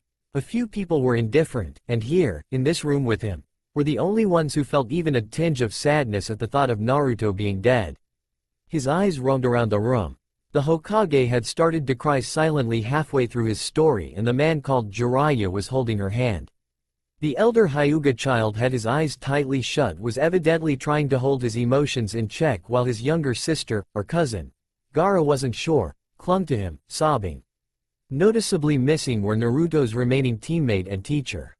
Gaara glared. How dare these people think they had the right to be sad? Where did they think they had been when Naruto had needed them? The people of this village didn't deserve the truth. Gaara continued to be angry even after the Hokage composed herself and thanked him. It was Orochimaru's fault. It followed in Tsunade's mind that Sasuke had left because of Orochimaru, and Naruto had. She had trouble even thinking it, killed himself because Sasuke had left, therefore, it was Orochimaru's fault. Tsunade stood and looked at the few gathered before her. There has been, she declared, far too much sadness in this village. So much that it will be many years before life gets back to normal. But in this time, I ask you to be strong, and help me to eliminate the source of this sadness. Tsunade slammed her fist into her desk, shattering it. I want every available shinobi called in from whatever mission they're on, from the Anbu to the Genin, I want them all here. She turned to Shizune, get our strategists working on a plan. 1 month from now, we will crush Orochimaru and his village of sound, and end this circle of sadness forever. The Hokage spun and stormed out of the room, leaving a stunned audience behind her. Shikamaru sighed, troublesome. Back in the forest, Naruto lay sleeping silently near the now extinguished campfire. Deeper in the woods, Itachi and Kisame were washing their clothes in the river by moonlight. They were silent for the first few moments, each having things to contemplate. Itachi looked at his partner and decided he needed to break the silence. Don't even start thinking about it, Kisame. The council would never allow us to have a dependent, he would just slow us down. Kisame growled slightly as he tried to get a sweat stain out of his shirt.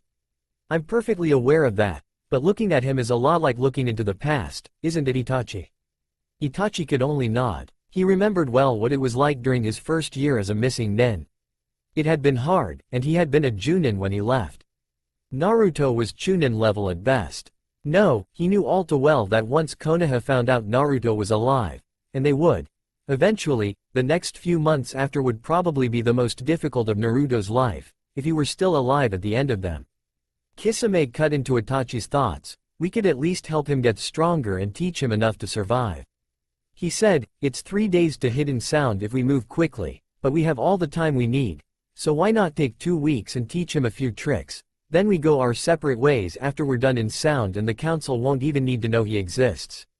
Itachi gave no response to Kisame's suggestion, but it didn't matter. They had both known he'd agree before the words had come out of his partner's mouth. It had been said once that if you looked as missing nin society as a whole, it functioned very much like a hidden village. Mission information was carried by rumors instead of scrolls, but there were definite ranks and the older nins often passed on their experience to the younger ones. Itachi now understood why that was. Not out of any particular like for Naruto personally, but because in looking at him, Itachi inevitably saw some part of himself. Bonus.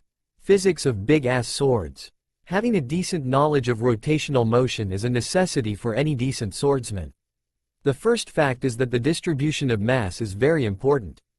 The further the mass is from your body, the more energy needed to move the sword. But then enters the law of conservation of energy. Say you want to swing the sword around in a circle once, 360 degrees, in 1 second.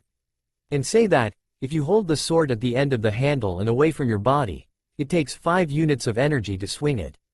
If you hold the sword at the top of the handle, near the hilt of the blade, and close to your body, it will only take 3 units of energy to move the sword around in a circle. But since energy can never be created or destroyed, under normal circumstances, if one were to start swinging the sword at arm's length, giving it 5 units of energy, and then pull the sword in close to your body, the swing will actually speed up to compensate. The opposite is also true. If you start a swing in close to your body then extend your arm, the speed of the strike will decrease. The next morning, Naruto was kicked awake at 5:30 and told that he had to get up and train. Kisame handed him kabikari and started dragging the still groggy Naruto out to a clearing. He then drew Samahata and started to explain. Okay, brat, listen up.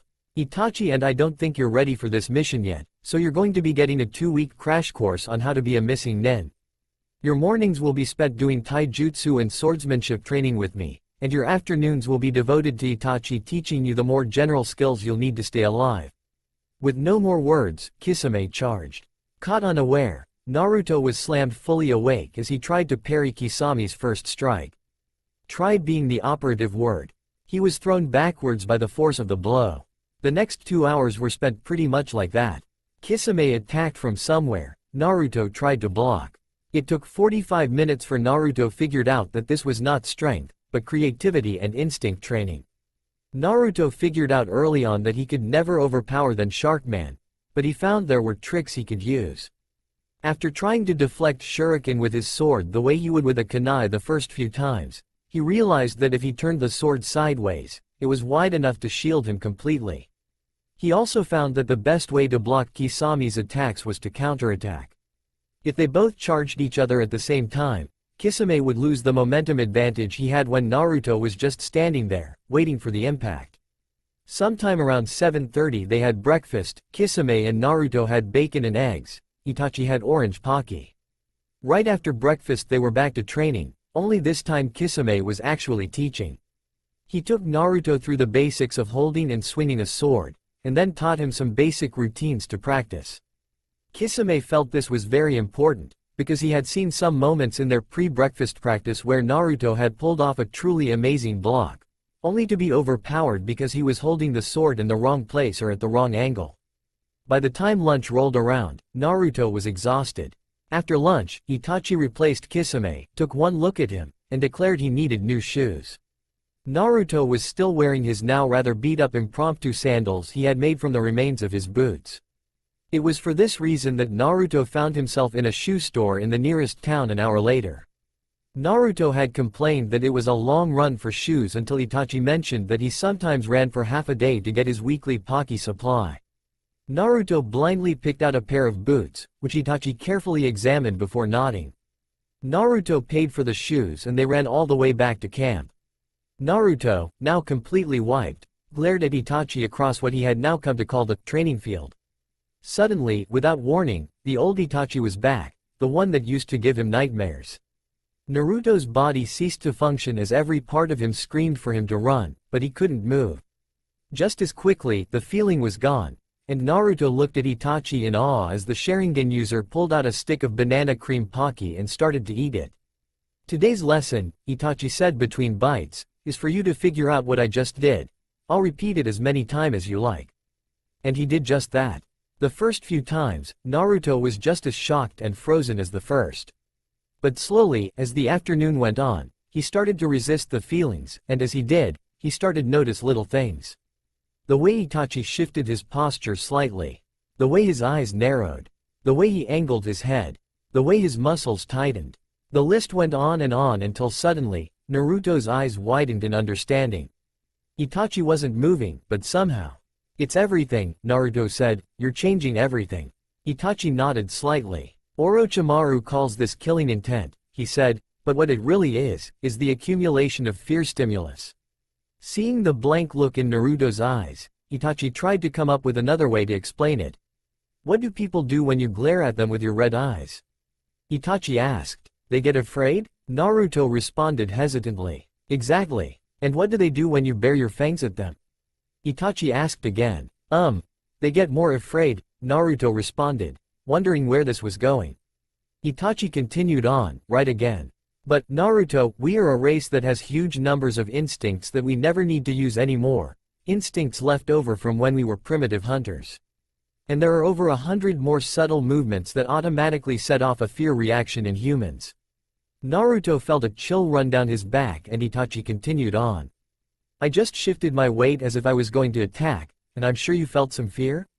Naruto nodded. "So if I were to do 40 or 50 small motions at once, each of which triggered a small fear reaction, they would build up into a paralyzing terror." Naruto finished. Naruto thought about it for a moment, then grinned, exposing his fangs. "Teach me." Naruto spent the rest of the day subjected to Itachi's fear stimulus, as it was explained that he couldn't learn the technique himself until he was fully able to resist its effect. Naruto had absolutely no energy by the time supper rolled around and went to bed especially early, as Kisami's smirk promised another 5:30 wake up. It was in this way that the first week passed, and at this time, both his teachers were impressed with his progress. He wasn't a genius by any means, but his incredible endurance and work ethic made up for it. In 6 days' time Naruto had learned the basics of handling his sword, and had refined and smoothed his motions. He had also learned 15 of the 36 fear stimulus Itachi was planning on teaching him. He had yet to successfully use them all together, but he was working on it. On the 7th day, it was time for Itachi to go shopping for food and Pocky, and it was decided that Naruto would accompany him. On the way to town, Itachi started a conversation about dealing with clients as a missing nin. "So say you find out that a client wants to meet you at a certain place and time," Itachi said, "what do you do?" Naruto thought for a moment. "I'd send a clone and watch from a distance," he said. "Wrong," Itachi said firmly, "don't you think hunter nins plan for that sort of thing? You should go yourself to meet the client. Anything less would be insulting, but use at least 6 clones as sentries. You don't care if the hunter nins find you. If they are stronger than you then you're doomed either way, because they will always find you eventually. You just always want to know when they're coming. It's also good to remember that if you are caught in a sting operation, whoever is posing as the client can be used as a hostage or human shield." Naruto absorbed all this information as they arrived in One. Itachi handed him a shopping list and disappeared to the snack store, leaving Naruto to get all the regular food. 2 hours later, both were done their respective tasks, but Itachi wanted to make one more stop. "What do you mean, I need a new sword wrapping?" Naruto growled. "Your current one is too difficult to remove in combat and falls off too easily. Instead of one large piece of cloth that you fold around it, we're going to get you a long strip of cloth to wrap around it, much as Kisame does." Itachi replied calmly. 20 minutes later, Naruto was heading back to camp with a week's worth of groceries and 60 feet of what looked to him like bandages. The only reason he wasn't complaining more than he was that Itachi had paid. After arriving back at camp, things soon fell back into routine, and before Naruto knew it, 4 more days had passed and they were on their way to the Hidden Sound. During the 3-day trip, they planned and trained, spending every spare minute in preparation. They stopped a day from the sound as the last 12 hours of the journey Naruto would have to make alone for Itachi and Kisame to stay out of range of the sound's regular patrols. As they sat around the fire eating what would be their last meal together, each was reflecting on the past weeks. For Itachi and Kisame, it had been a unique opportunity not only to teach, but also to spend time with someone who wasn't afraid of them. Everywhere they walked, fear followed. No S-class criminals, not even Orochimaru had the aura of fear carried by Uchiha Itachi and Hoshigaki Kisame. But here was a boy who was not only immune to it, but also impressed by it. In his weeks with Itachi, Naruto had become quite adept with all 35 fear stimulus and could now simultaneously use 12 without screwing up. Both found themselves developing the same kind of relationship with the boy that they had with each other.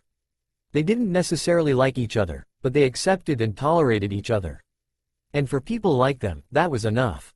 Itachi looked up from his musings, laughing slightly at his own emotions. He was a man who had slaughtered his own family, and here he was feeling an attachment, however slight, to a boy he had met only weeks before. But then again, he thought as he watched Kisame try to teach the boy to use his new bandage-like sword wrappings, how did someone define family? A large part of it was a feeling of belonging, which Itachi had never felt anywhere until he became Kisame's partner. So had the Uchiha clan really been his family? He was broken out of his thoughts again as Kisame and Naruto wrestled in a pile of tangled cloth. He smiled as he silently watched them. As the last of the fire was dying out, Naruto got ready to leave. He wanted to arrive at the sound at dawn. Kisame just nodded to him as Itachi handed him his bag. It had been a unanimous decision that any of them would deny to their graves what had happened over the last 2 weeks, so silence seemed appropriate. It would be unlikely that they would ever meet again.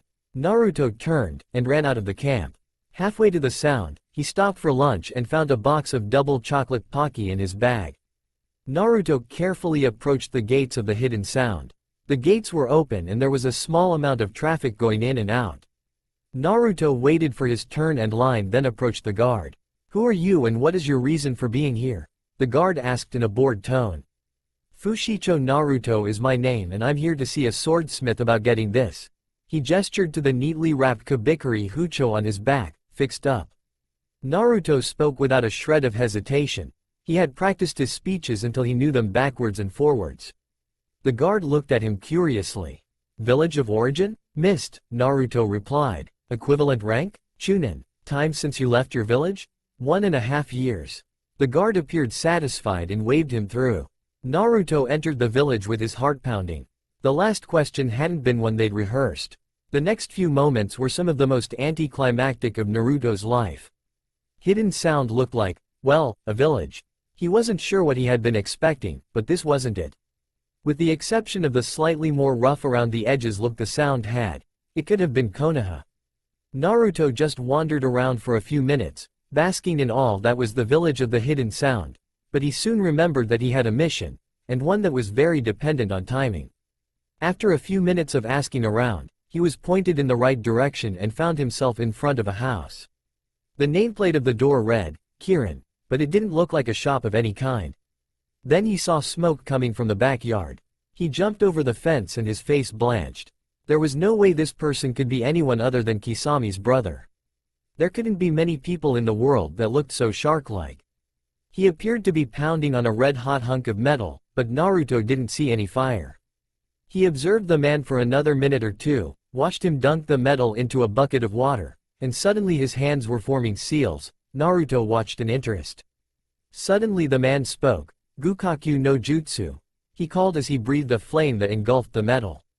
Naruto nodded to himself. Definitely the right guy. Naruto jumped back over the fence and knocked on it. He heard grumbling for a moment before Kirin opened the gate, looking annoyed, and glanced down at Naruto and more pointedly at the wrapped sword on his back. "What do you want, brat?" Naruto grinned. He had more in common with his brother than his looks. Naruto tried to sound professional. "I have a repair job for you. One probably better discussed in private." Kirin looked at him suspiciously, but let him in and closed the gate. He walked to the back door of the house and opened it, gesturing Naruto to go inside. Once they were comfortably seated in Kirin's rather boring living room, Naruto took the sword off his back and with a flick of his thumb. It had taken hours to master the knot that held the bindings, the cloth fell off. Back in Konoha, everyone was on edge. With the attack force leaving in 6 days for the sound, kunais were being nervously sharpened all over the village. The Sand siblings sat nervously in their assigned room. Shortly after Tsunade's announcement, the Sand had sent them a message telling them not to bother coming back, and that the Sand was going to send 170 nins to support the Konoha attack on the Sound. No one missed the irony of this act. The role the 3 siblings had been given was containment. They were each given a squad of chunin and their task would be to patrol the forest and make sure no one important escaped from the chaos that would be the Hidden Sound. At this precise moment, Gaara was feeling out of place. Not because he was a demon or a murderer, but because he had nothing to polish. Kankuro was carefully wiping down Karasu, and Tamari was buffing her fan with a dry sponge. And all this time, Gaara just sat there, doing nothing. Tamari looked at her brother oddly. He had been staring at her hand buffing her fan for about 5 minutes now. It wasn't helping her nerves. She had been in wars before, but this time she was in charge of a group of Chunin, and most of them were from the Leaf. She knew she had the lazy ass and his team under her command, but hadn't really heard much else. Leadership was a responsibility she wasn't sure she wanted. It was more suited to Gaara, with his unshakable calm. Tamari spotted a scuff mark and buffed furiously. She supposed all she could hope was that nobody dangerous tried to get past her section of forest. Far away, Kirin was in shock. "Kabikari Hucho," he whispered, as if afraid it would disappear. He reached out to touch it, and after getting an acknowledging nod from Naruto, he picked it up and examined it. "Where did you get this?" Kirin asked. Naruto had practiced this too. "I was part of Zabuza's group, and am now the only one left alive. I've started to use the sword myself but needed it repaired." Kirin looked at him carefully. "Do you know how to handle it?" Naruto nodded. "I've been practicing since Zabuza died, and I like to think I'm proficient. More importantly, how much for you to fix it?" Kirin shook his head. "I can't be charged for fixing it. The sword isn't broken, it was just never finished." Naruto's eyes widened as Kirin continued. "I was driven out of Hidden Mist before I could finish it. I had heard it had been given to Zabuza the demon, who had also later fled, but I never dreamed I'd see it again." He looked up at Naruto. "I don't want any money. It would be my greatest pleasure to finish the sword. But first I need to see you handle it." Naruto would realize later that showing Kirin routines Kisame had taught him probably wasn't a good idea, but Kirin never noticed. It was imperative to the mission that no one, not even Kirin himself, ever find out Naruto had been working with the Akatsuki, so Naruto knew he'd have to be more careful. Kirin nodded after a few minutes of Naruto showing off but then caught the boy off guard. "Okay, so you're good up close. How good is your aim?" Naruto blinked. "Aim? When you throw it?" Kirin looked exasperated. Naruto blinked again. He felt really stupid. After all, the first time he had seen the sword it had been flying in the air over his head. Kirin sighed. The boy had shown he could handle the sword. "Okay, new condition," Kirin declared. "I will finish the sword, but after you have to learn how to make use of its full potential. Otherwise, you're wasting it, and I won't allow that." Naruto nodded. It was better than he had hoped for. He found out that it would take 5 days of solid work to finish Kabikari Hucho, and that, until then, Kirin was to be left alone. This left Naruto with 5 days of spare time. He had never had that much spare time before. The first thing he did was find a ramen stand and order 12 bowls, but after that, finding himself with nothing else to do, Naruto decided to train. He found a sound training field and joined those already there. He tried practicing Kirigakure no Jutsu once, then switched to Taijutsu when everyone else on the field glared at him and the mist he was making. He threw himself into training for the next 5 days, fighting to become as strong as he knew he needed to be if he wanted to survive. In Konoha, shinobi were doing much the same, preparing for war. On the 5th day, Naruto went back to Kirin's shop, and the man himself walked out holding a cloth-wrapped bundle. In Konoha, Tsunade strode up to a podium and faced her troops. Though hundreds of miles apart, and in very different tones of voice, the swordsmith and Hokage spoke in almost perfect synchronization. "It's time for you to show me what you've got." Kirin let the cloth fall loose and smirked at Naruto's reaction. The sword looked mostly the same physically, but the blade had been stained with something to make it dark, almost black, and unreflective. It somehow made the sword look more sinister. Naruto reached out to touch it but Kirin stopped him. "Before you so much as touch this sword," Kirin said, "you have to understand what it is. It has changed in many more ways than what you can see. Do you know why the 7 mist Tenkin are called that? Why they are called heavenly swords?" Naruto shook his head. "Because," Kirin continued, "they are more than just swords. That is why they are given names, after all. Each Tenkin is forged using a number of forbidden jutsus that allow it to contain a bit of its wielder's essence, and its powers reflect that. My brother Samahata can smell and eat chakra, showing our family's rather shark-like personalities." Kirin grinned, showing his pointed teeth, then continued, quickly becoming serious again. But it also means that taking up one of the Tenkin is a lifelong commitment. The sword is part of you until the day you die. Zabuza never had that connection with his sword because the jutsus needed were never done, but you need to understand what you're getting into. Are you sure you still want to go through with this? Naruto thought back to his time with the blade over the last couple of months, how it had started to feel like an extension of his body, and smirked at Kirin. The sword is already a part of me, Naruto said, so it's only fair that I give it some of myself. Kirin nodded and carefully passed the sword to Naruto. Now, I'm not sure what's going to happen when we do this, Kirin said. Most of the Tenkin start looking something like that. He gestured to Kabikari. When my brother did the blood ritual, his sword grew scales. Naruto raised an eyebrow but let Kirin continue. First of all, Kirin instructed, you need to carefully slit both your wrists with a kunai. Naruto nervously took out a kunai and did so. The blood ran freely. Now, Kirin continued, hold the sword upside down with both hands so your blood runs down the blade, and with the handle still between your hands, copy the hand seals I show you.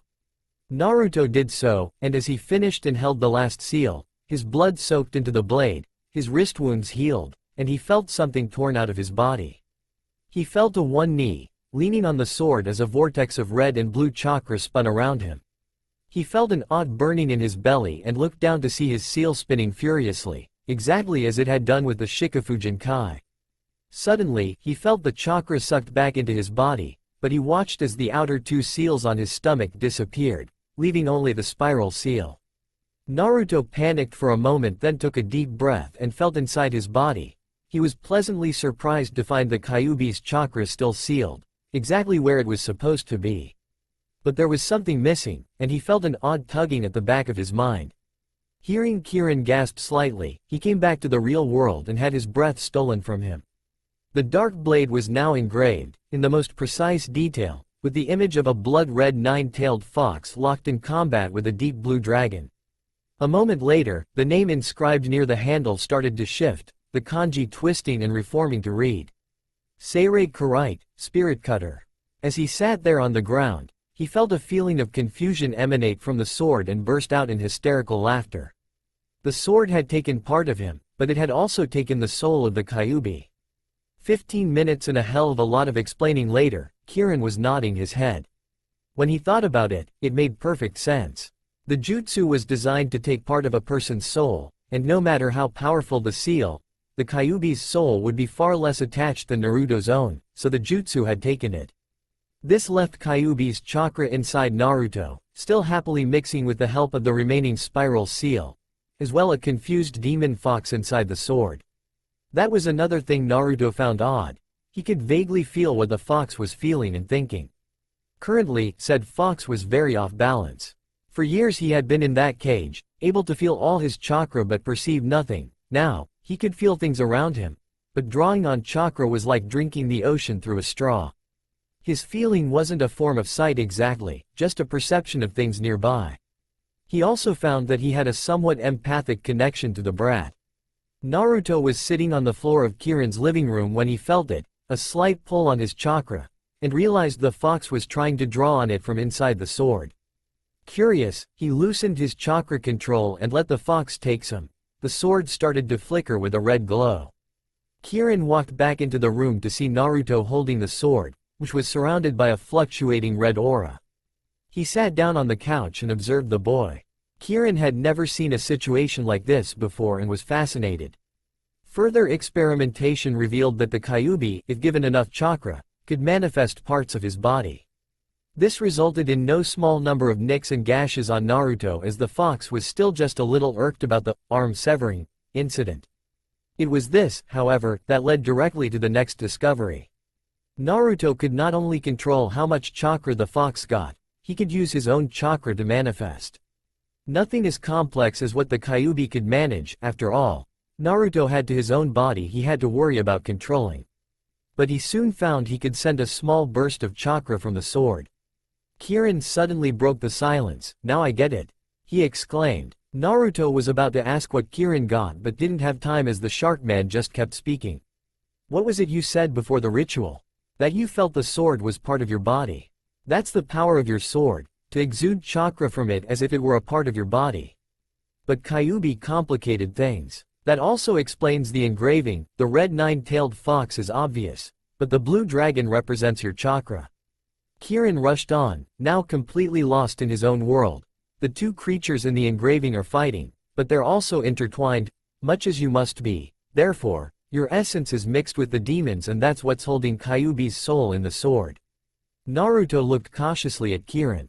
Meaning? Meaning, Kirin said, sounding proud of himself, that the only reason Kyuubi still exists now that he's apart from his chakra is because he is, in the literal sense, now part of you. You aren't two separate beings anymore, you're one being with two minds and two chakras. As amazingly comforted as Naruto was by this thought, it meant that the fox would have to think twice before killing him, and that was a good thing. Kirin continued to speak, completely oblivious to the mood. Now that that's over with, it's time for a sword-throwing lesson, he said with a grin. Naruto glared. He added a few fear stimuli for extra effect. Or, Kirin continued, we can start the lesson first thing tomorrow morning. Naruto nodded. He needed some time alone with his sword. Once Kirin was out of the room, Naruto gave Kyuubi enough chakra for the demon to manifest ahead. Naruto tried to play it cool, as if he had conversations with glowing red fox heads coming out of his sword every day. Well, brat, the demon said, this certainly is an interesting twist. It changes little, Naruto replied, you still need me to stay alive, and since I know how much you look forward to dying, I figure you'll contribute to my well-being no matter how much you hate me. Kyuubi laughed. Yes, I suppose that's true. And I have to admit, this form allows me a great deal more freedom than that cage your belly and. Naruto cut him off. Before anything, let's get one thing straight. We hate each other, correct? The fox head nodded with a feral grin. But you need me to give you access to chakra or you're about as useful as Sakura. The fox flinched. That had been harsh.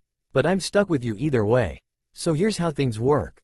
You help me fight, which you love to do anyway, and in return, I'll give you chakra. The only rule is that if you ever hurt someone without what I think is a valid reason, I'll cut you off forever. Do we understand each other? I suppose, the demon said with just a hint of annoyance. He was stuck with the brat, so he would just take the opportunities to reap destruction as they came. 14 years in a cage had taught him some patience. Naruto sighed and collapsed on the floor as the head vanished. It was only supper time and he was exhausted. The evening was uneventful and the next morning, Naruto was up bright and early, getting ready for his throwing lesson. Kirin led him out of the hidden sound and into the forest, where he found a tree he liked, took Naruto to a spot 140 feet away, and told him to try and cut the tree in half. Naruto failed miserably the first few times, missing the tree or just nicking it, but on the 9th try, he felt that familiar tug that meant Seirei Kurite, or more specifically Kyuubi, wanted chakra. He gave the sword some chakra as he released the throw and the sword not only cut through the tree perfectly, it also curved around and returned to Naruto's hand. He grinned. The demon could control it using chakra. Kirin was taken slightly aback. Okay then, I guess it's on to lesson 2. Lesson 2 was learning the Shuriken Kage Bunshin no Jutsu, a skill Kirin claimed was necessary. Due to his experience with the regular variant, applying it to a weapon wasn't very hard and Naruto picked it up quickly. The only thing was that Naruto called it the Kurite Kage Bunshin no Jutsu, since he claimed calling his sword a shuriken was insulting. The rest of the morning revealed that Kyuubi could control 9 swords at once, the original and 8 shadow clones, all of which he delightedly used to reduce a rather large section of the forest to stumps. By 3 o'clock, Kirin was out of things to teach. He wasn't really a ninja after all, and declared that Naruto could go. Naruto rushed back town. The operation would start in 4 days and he needed to be ready. The plan he had concocted with the 2 Akatsuki was simple. Naruto was going to invade the Sound. Not for real of course, but enough confusion would be generated and destruction caused that Hoshigaki Kirin's death would be easily overlooked. The problem had been how to make Naruto look like an invading army, but with careful planning, they had come up with an idea that would work and that, over the next 3 days, Naruto started to put into effect. The first thing he did was pose as a simple workman carrying a bag of fertilizer. What no one noticed was that the bag had a hole, and everywhere he walked some fell out. What people didn't know was that there was gunpowder in the bag, not fertilizer. Kirin lived near the south gate, and Naruto, over the course of almost 2 days, had enough gunpowder just laying everywhere in the area like dust that the slightest spark would cause some to ignite, but people just passed it off as lighter malfunctions. He switched from workman to repairman and spent the last day setting up shuriken launchers on the tops of houses so that, when triggered, they would shoot the kunai into the air and make them fall in the street looking as though they had been thrown over the houses. Right before going to sleep the night before the mission, Naruto sat and thought, making sure he hadn't missed a part of the plan. The next morning he would wake up at dawn and start his mock attack an hour later. Naruto was going to instigate his invasion using as many shadow clones as he could make, all using hench to look like various leaf nins. Kisame and Itachi would disguise themselves as sound nins and remove Kirin from his house before torching it. They weren't planning on being in the village more than 15 minutes. 8.5 hours from the sound, Kisame detected what felt like a very large number of approaching chakra sources and quickly woke his partner. 9 hours from the sound, Tamari led her advance team. Their job was to cover the north gate, so they would have to travel around the whole village to get to their positions, and they had to do it without alerting any sound sentries. 9.5 hours from the hidden sound, Tsunade was leading the main invasion force. They would rest a short while an hour from the village and attack at dawn.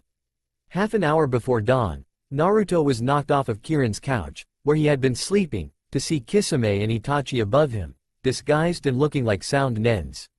He glanced at the clock. "What's wrong?" "A leaf invasion force will be here in 10 minutes. Itachi said, as if talking about the weather. Naruto looked confused for a moment. "A real one?" Itachi nodded. "Shit," Naruto muttered, "this will be a pain, won't it?" Itachi nodded again. Kisame left to wake his brother and Naruto got off the couch and started to dress as he talked, "So we'll have to fight our way out?" "Which way?" Itachi thought for a moment. "North. Assuming that you have everything set up for our plan. The first fire jutsu used in this area of town will light this place up, so we need to get out of the south end before the leaf arrive in." Itachi calmly pulled out a stick of strawberry pocky as he checked his watch. 7 minutes. Kisame ran back into the room, carrying a rather annoyed Kirin over his shoulder. Kirin's eyes widened as he saw Naruto with Itachi, but he quickly understood. All three ran out the back and leapt onto the roof. Hidden sound was in chaos, people running everywhere making last-minute defense preparations. All three moved their hands through seals and for one instant, every eye in hidden sound was facing in their direction as together, they called, Kirigakure no Jutsu. The mist started to form. Between the three of them, there had been more chakra put into the mist than was required to summon 8 Gamma Buntas, and soon, all of hidden sound and surrounding area was enshrouded with it. Kisame set his brother down and he and Naruto, in somewhat creepy synchronization, drew their swords and flicked off their wrappings. Both Akatsuki raised their eyebrows at Naruto's black engraved blade, but decided to question Kirin later. Naruto reached into his pocket, and carefully tied on his forehead protector, taking time to run his hands over the kanji he had scratched in all those weeks ago. He could feel Seirei Kurite pulse with excitement as he looked out into the mist. Without a word, Itachi picked up Kirin and the three shinobi dove into the fog. They ran north silently, each already knowing what they would need to do. At the north gate, Itachi and Kisame would break right and Naruto would continue on. There would be a containment unit of shinobi to stop them from doing exactly what they were doing, and it would be Naruto's responsibility to distract them. There could be no knowledge of Akatsuki, and with the leaf being the attackers, the danger of discovery was even more than usual. They got to the north gate without trouble. Everyone else was heading south to fight. Just as they were arriving, they saw and heard a huge explosion on the south side of town. Both armies would be completely confused at this point. As expected, Naruto watched as Itachi took a sharp right turn just outside the gate. Naruto stopped atop the gate and looked out into the mist-filled forest.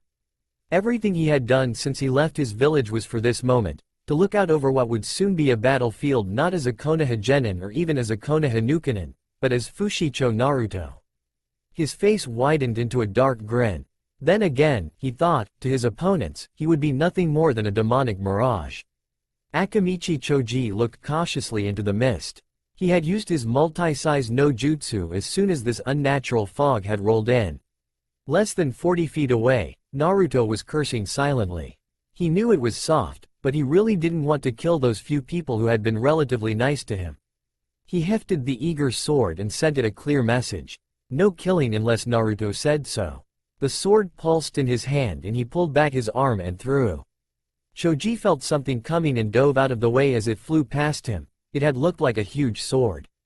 He was immediately on full alert, looking for something, anything, that would reveal his opponent's location. He lurched once, then twice more as he turned in horror to see 3 huge blades protruding from his back, each of which turned to smoke a moment later. The large man managed to let out a yell before he fell to his knees and passed out, returning to his normal size. Naruto was already running past him to the next opponent. He knew the leaf containment unit formation, he had practiced it many times himself. Yamanaka Ino knew nothing. Naruto was less than 5 feet away from her and she couldn't sense him. He circled her until he was behind her, and calmly, with a shallow slice, he severed her spinal cord near her waist and watched her collapse like a broken puppet. She would never walk again, but he figured he was saving her from a grisly death in combat. She was a crappy shinobi. Now there was only one more. This was where he was going to take a risk, but he really didn't want the 3 dead. He jumped to where the 3rd member should be posted, and as expected, he suddenly felt his body freeze. He knew Shikamaru was somewhere in the mist. He had been sure the genius would find some way to catch him in a shadow bind even without seeing him. This was where it became dangerous. He sent a pulse of chakra to the sword. It sent back a feeling of understanding. He opened the floodgates, pouring demonic chakra into the blade. The blade's aura turned into a giant claw that shot off into the darkness. Naruto heard a grunt and the shadow bind was released. Now came the run like hell part. Every shinobi within 3 miles would have felt that. Manifesting took an insane amount of chakra, even by Kyuubi's standards. An investigation team would be there in minutes. He hoped it would be from the leaf. But there was one problem. Naruto didn't know it, but he had only practiced containment operations with 3 people because that's how many were on his team. In the field, it was custom to have a 4th member, farther out. It was for this reason that it caught Naruto rather off guard when a hurricane force wind blasted him up against a tree. He quickly recovered, but found himself in a now mistless clearing facing someone he immediately knew he would lose to. Between the huge Kirigakure no Jutsu and the Kyuubi's manifestation, he was drained of chakra. But more important was that despite the fact that he didn't even remember her name, he couldn't hurt Gaara's sister. He owed far too much to the sleepless boy. Temari was bringing her fan around for a second blast when her blood froze. As Itachi had taught him, Naruto did not force it, he simply allowed his body to flow into what the Sharingan master had called the death stance. Naruto recognized it as what Orochimaru had used in the forest, a collection of fear stimulus that gave the target a paralyzing terror and a feeling of their impending doom. She had seen him, and was working with the leaf. He couldn't afford to let her tell anyone about him. His death stance wasn't very strong yet, and would start to wear off after just a few seconds. Naruto made a decision. He had no time now, he would think of something later. Temari fought to regain control of her body. Logically, she knew she was helpless like this, but the fear was still too strong. Suddenly, Naruto sprung into action, crossing the clearing of sliced trees between them in less than 3 seconds. The last thing Temari saw was a set of demonic eyes burning into her own. Naruto tossed the unconscious girl over his shoulder and glanced back at the mayhem behind him one last time before running as fast as he could into the forest. Long since forgotten, the remains of Naruto's bag lay in the smoldering pile of wood that had once been Kirin's house, where in a few short hours, a certain long-haired Hyuga would notice a necklace glinting in the sunlight. Author's note. Okay, once again, the story got away from me. I hadn't planned anything involving the Kyuubi for this chapter, but I rather like how it turned out, despite my complete inability to describe fight scenes. Anyone expecting instant romance will be unfortunately disappointed. It took 9 chapters for the characters to meet, so I'm sure you can wait a few more. A note about the sword's new name, Seirei Kurite means spirit cutter, but Seirei doesn't just mean spirit, it implies that it's a good or holy spirit, therefore, showing the rather dark essence of the sword. Just to clarify before anyone asks, Naruto does not have access to all Kyuubi's chakra. Most of it is still sealed away but is slowly mixing with his own. Therefore, Naruto has control of all his blue chakra, and some of the red. Kyuubi now gets all his chakra from Naruto's chakra reserves, meaning he can only access as much chakra as Naruto. Naruto giggled. He knew it really wasn't the time, but he couldn't help it, his companion was so cute. The 12-inch tall fox glared balefully at him. They were in Naruto's mindscape, standing before the sealed gate, and the miniature fox was getting very annoyed. He momentarily considered biting the boy's ankle, but decided that would just be demeaning himself. What they saw through the gate was an odd sight, looking something like a sunset. The demon's chakra simply sat there, behind the seal, a sea of red energy. Naruto sighed. He had been hoping there might be a way to draw on this ocean of chakra, but with the fox now on his side of the seal, there was no one to push it through, so the chakra just slowly leaked out. As a consolation prize, he got to annoy a tiny demon fox. Within the mindscape, the demon's form was maintained by his chakra, so without it he reverted to the smallest and most efficient form possible. It also made him hilariously cute. Needless to say, the demon wasn't appreciating the humor. In what had hours ago been the hidden sound, the fifth Hokage surveyed the destruction around her. Lives had been lost, sacrifices made, but Orochimaru was dead. She turned and walked back into the temporary hospital, and started to tend to the ever-arriving wounded. With the death of their leader, the majority of the sound nens had immediately given themselves up. Unfortunately, there had been no sign of Sasuke, but it had been a perfectly orchestrated invasion. Except for two things. The first was the odd disturbance at the northern gate. 3 shinobi had been badly injured, 1 was still missing, but none killed. She had examined them herself. The wounds on both Shikamaru and Choji were from an unknown source, but Ino looked to have been cut once across the back with some large sharp object.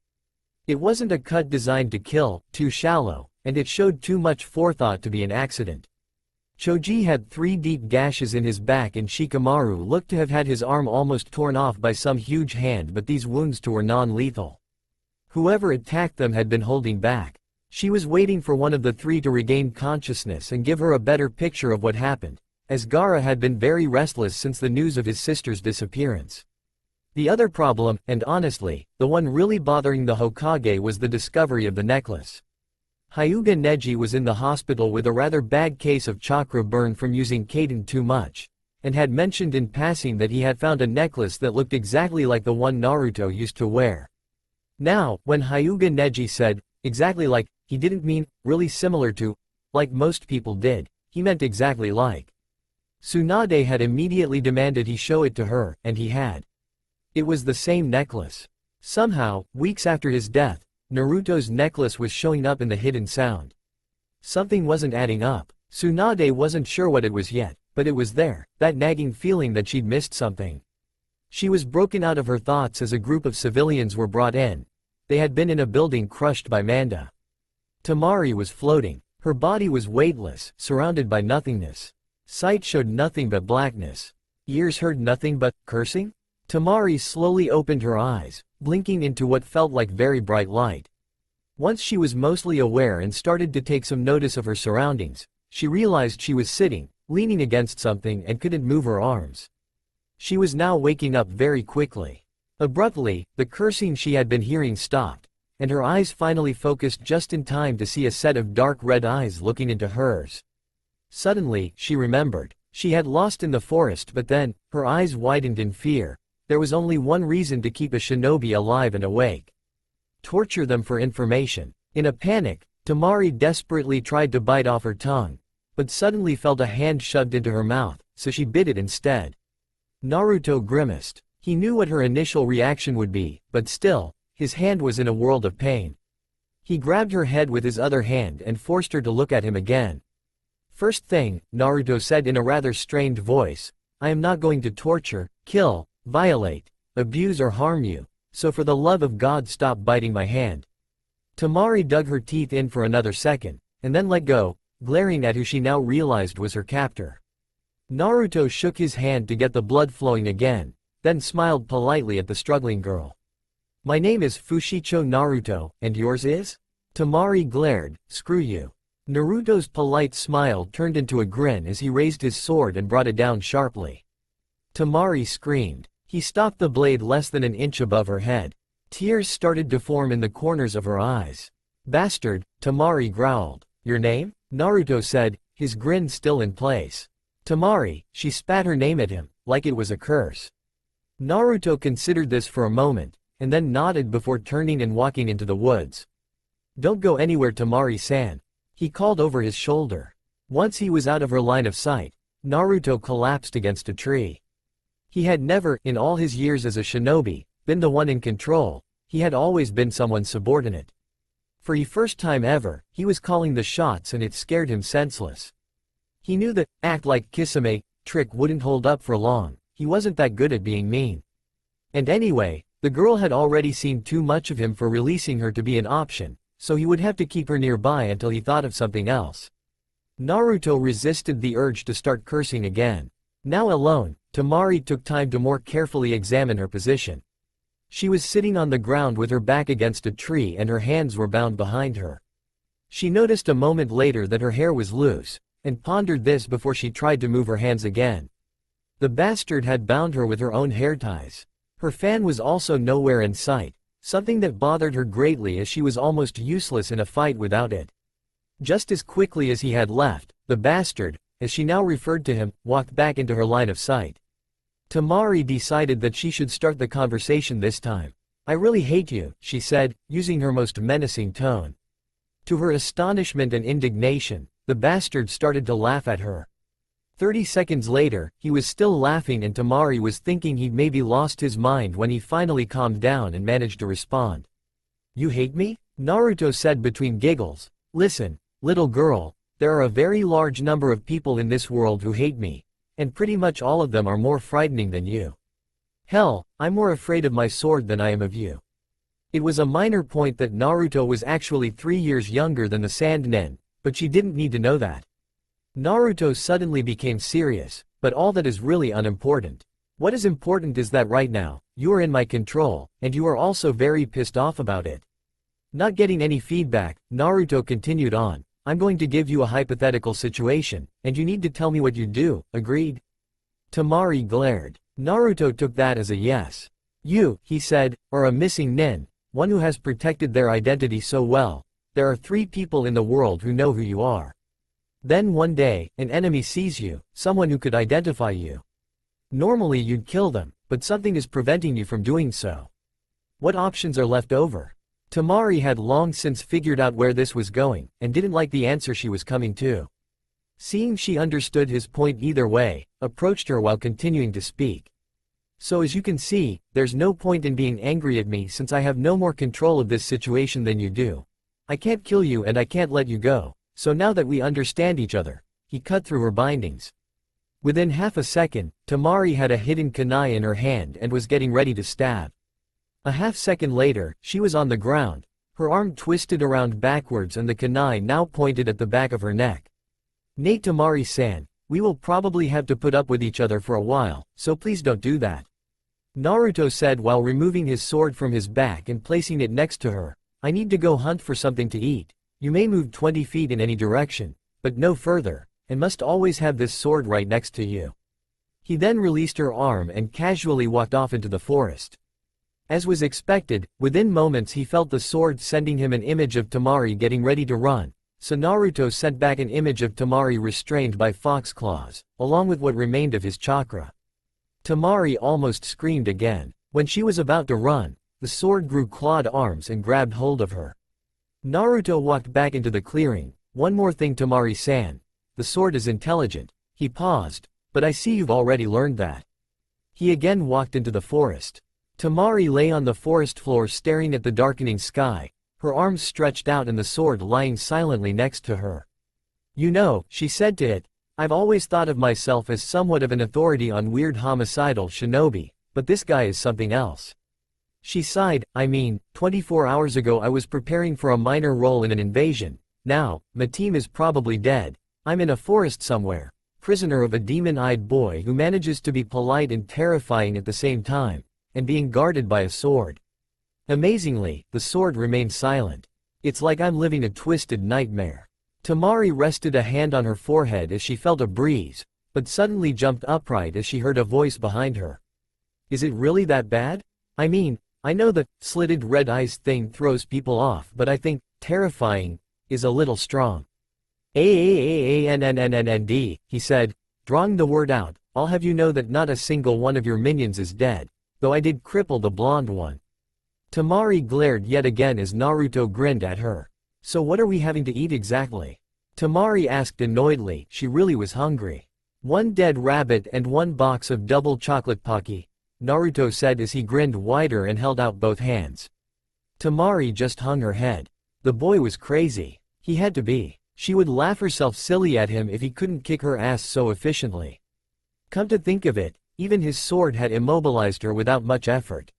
She wasn't even as strong as his weapon. It was these types of uplifting thoughts that occupied Temari while Naruto set up a fire and started to cook the rabbit. Food was eaten quickly and both were tired, so going to sleep early was the first thing they agreed on all day. Temari had the sword next to her, keeping watch, as she insisted Naruto stay a decent distance away even though they were just lying on the ground with their clothes on. They both soon started to drift, but Temari regained her senses enough to ask the drowsy Naruto a question. In that hypothetical situation we talked about, why can't I kill the one who saw me? He looked over at her, and for 1 second, she saw something hidden within his eyes. It was gone in the next moment and he smirked at her, that's for me to know and you to go crazy wondering about. It was an answer typical of him, but Temari was awake for another half hour wondering about that momentary flicker of depth. The morning after the invasion, Tsunade went outside to watch the sun rise. She had been working all night, but their casualties had been far lower than expected. Gaara was already outside. He had been awake all night, but it was normal for him. The two stood silently and watched the first rays of light peek over the horizon. Gaara started to speak hesitantly. Hokage-sama, I have a confession to make. Tsunade didn't even turn her head as she spoke. Naruto's alive, isn't he? Gaara nodded. Tsunade felt her hands close into fists. She knew she couldn't fault Gaara. Naruto had been the one to make the choice to leave. She felt blood run out of her hands as her nails dug holes in her skin. Naruto had been here, in this very village. She hoped he had gotten out before the invasion, but couldn't even imagine what would have brought him here in the first place. Either way, she had no choice in what she was about to do. She purposefully strode all the way to where she knew Shizune would be planning diplomatic meetings for when they arrived back in Konoha. Tsunade didn't let herself falter, even once. She interrupted her assistant in the middle of writing a scroll to be sent to the various countries informing them of the Sound's defeat. Shizune, she said, fighting to keep her voice from breaking, as of right now, Uzumaki Naruto is hereby registered as an A-class missing nin, location unknown. Inform the hunters. Tsunade spun, ignoring the shocked look she was getting, and walked out, fighting her tears. Oblivious to his plight, the newly official missing nin was just waking up, feeling extremely refreshed. A night's sleep did wonders for his chakra supply. He glanced over at Temari and confirmed she was still asleep before taking a moment to think. At this point, he had two directions he could travel in, east or west. West would take him almost directly to Hidden Waterfall, but he would still be right above Fire Country. East was a long trip, but would take him to Hidden Cloud, much farther away from and an enemy of Hidden Leaf. East it was. He needed time to decide what to do with the troublesome Sand Nen before he started looking actively for missions, and he had enough money to last a while, though he had lost his extra clothing. Naruto sighed as Temari started to stir. He really wished Itachi were here. His Sharingan could just awe the girl with their coolness and then she would do whatever she was told. That was one trick the Uchiha had never taught him. He felt a tug in his mind, and unconsciously gave a bit of chakra. He immediately heard a shout behind him and spun around to see Temari glaring at Seirei Kurite. She turned to Naruto looking livid. Your sword just groped me. What? Temari was raging. A glowing red claw just grabbed my ass.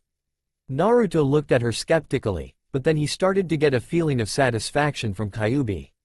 Naruto pinched the bridge of his nose. He really didn't need this first thing in the morning. Okay, you, he pointed to the sword, speaking out loud for Temari's benefit, no manifesting unless there's a reason. And you, he pointed at Temari, don't give him a reason. Temari looked indignant and the sword was oozing smugness. Seeing as both apparently understood, Naruto continued. We're heading east as of now. We have no supplies and it's at least a day and a half to the nearest village. Temari, you're to keep the sword on your back at all times, and must always be within 30 feet of me, otherwise, I'll have you restrained and carry you. Temari suddenly had the feeling that the sword was leering at her. She managed to look furious and slightly embarrassed at the same time. Fine, she muttered, but I need something to tie my hair up with.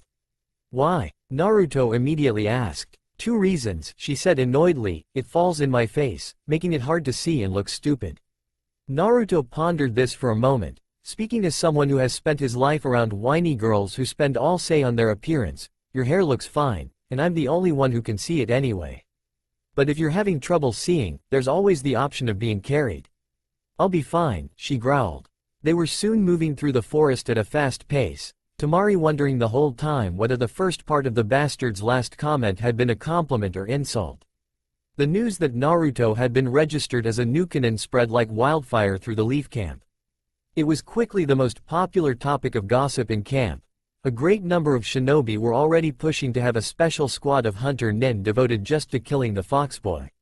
Tsunade had known this would happen, but she also knew she couldn't allow her personal feelings to get in the way of what had to be done.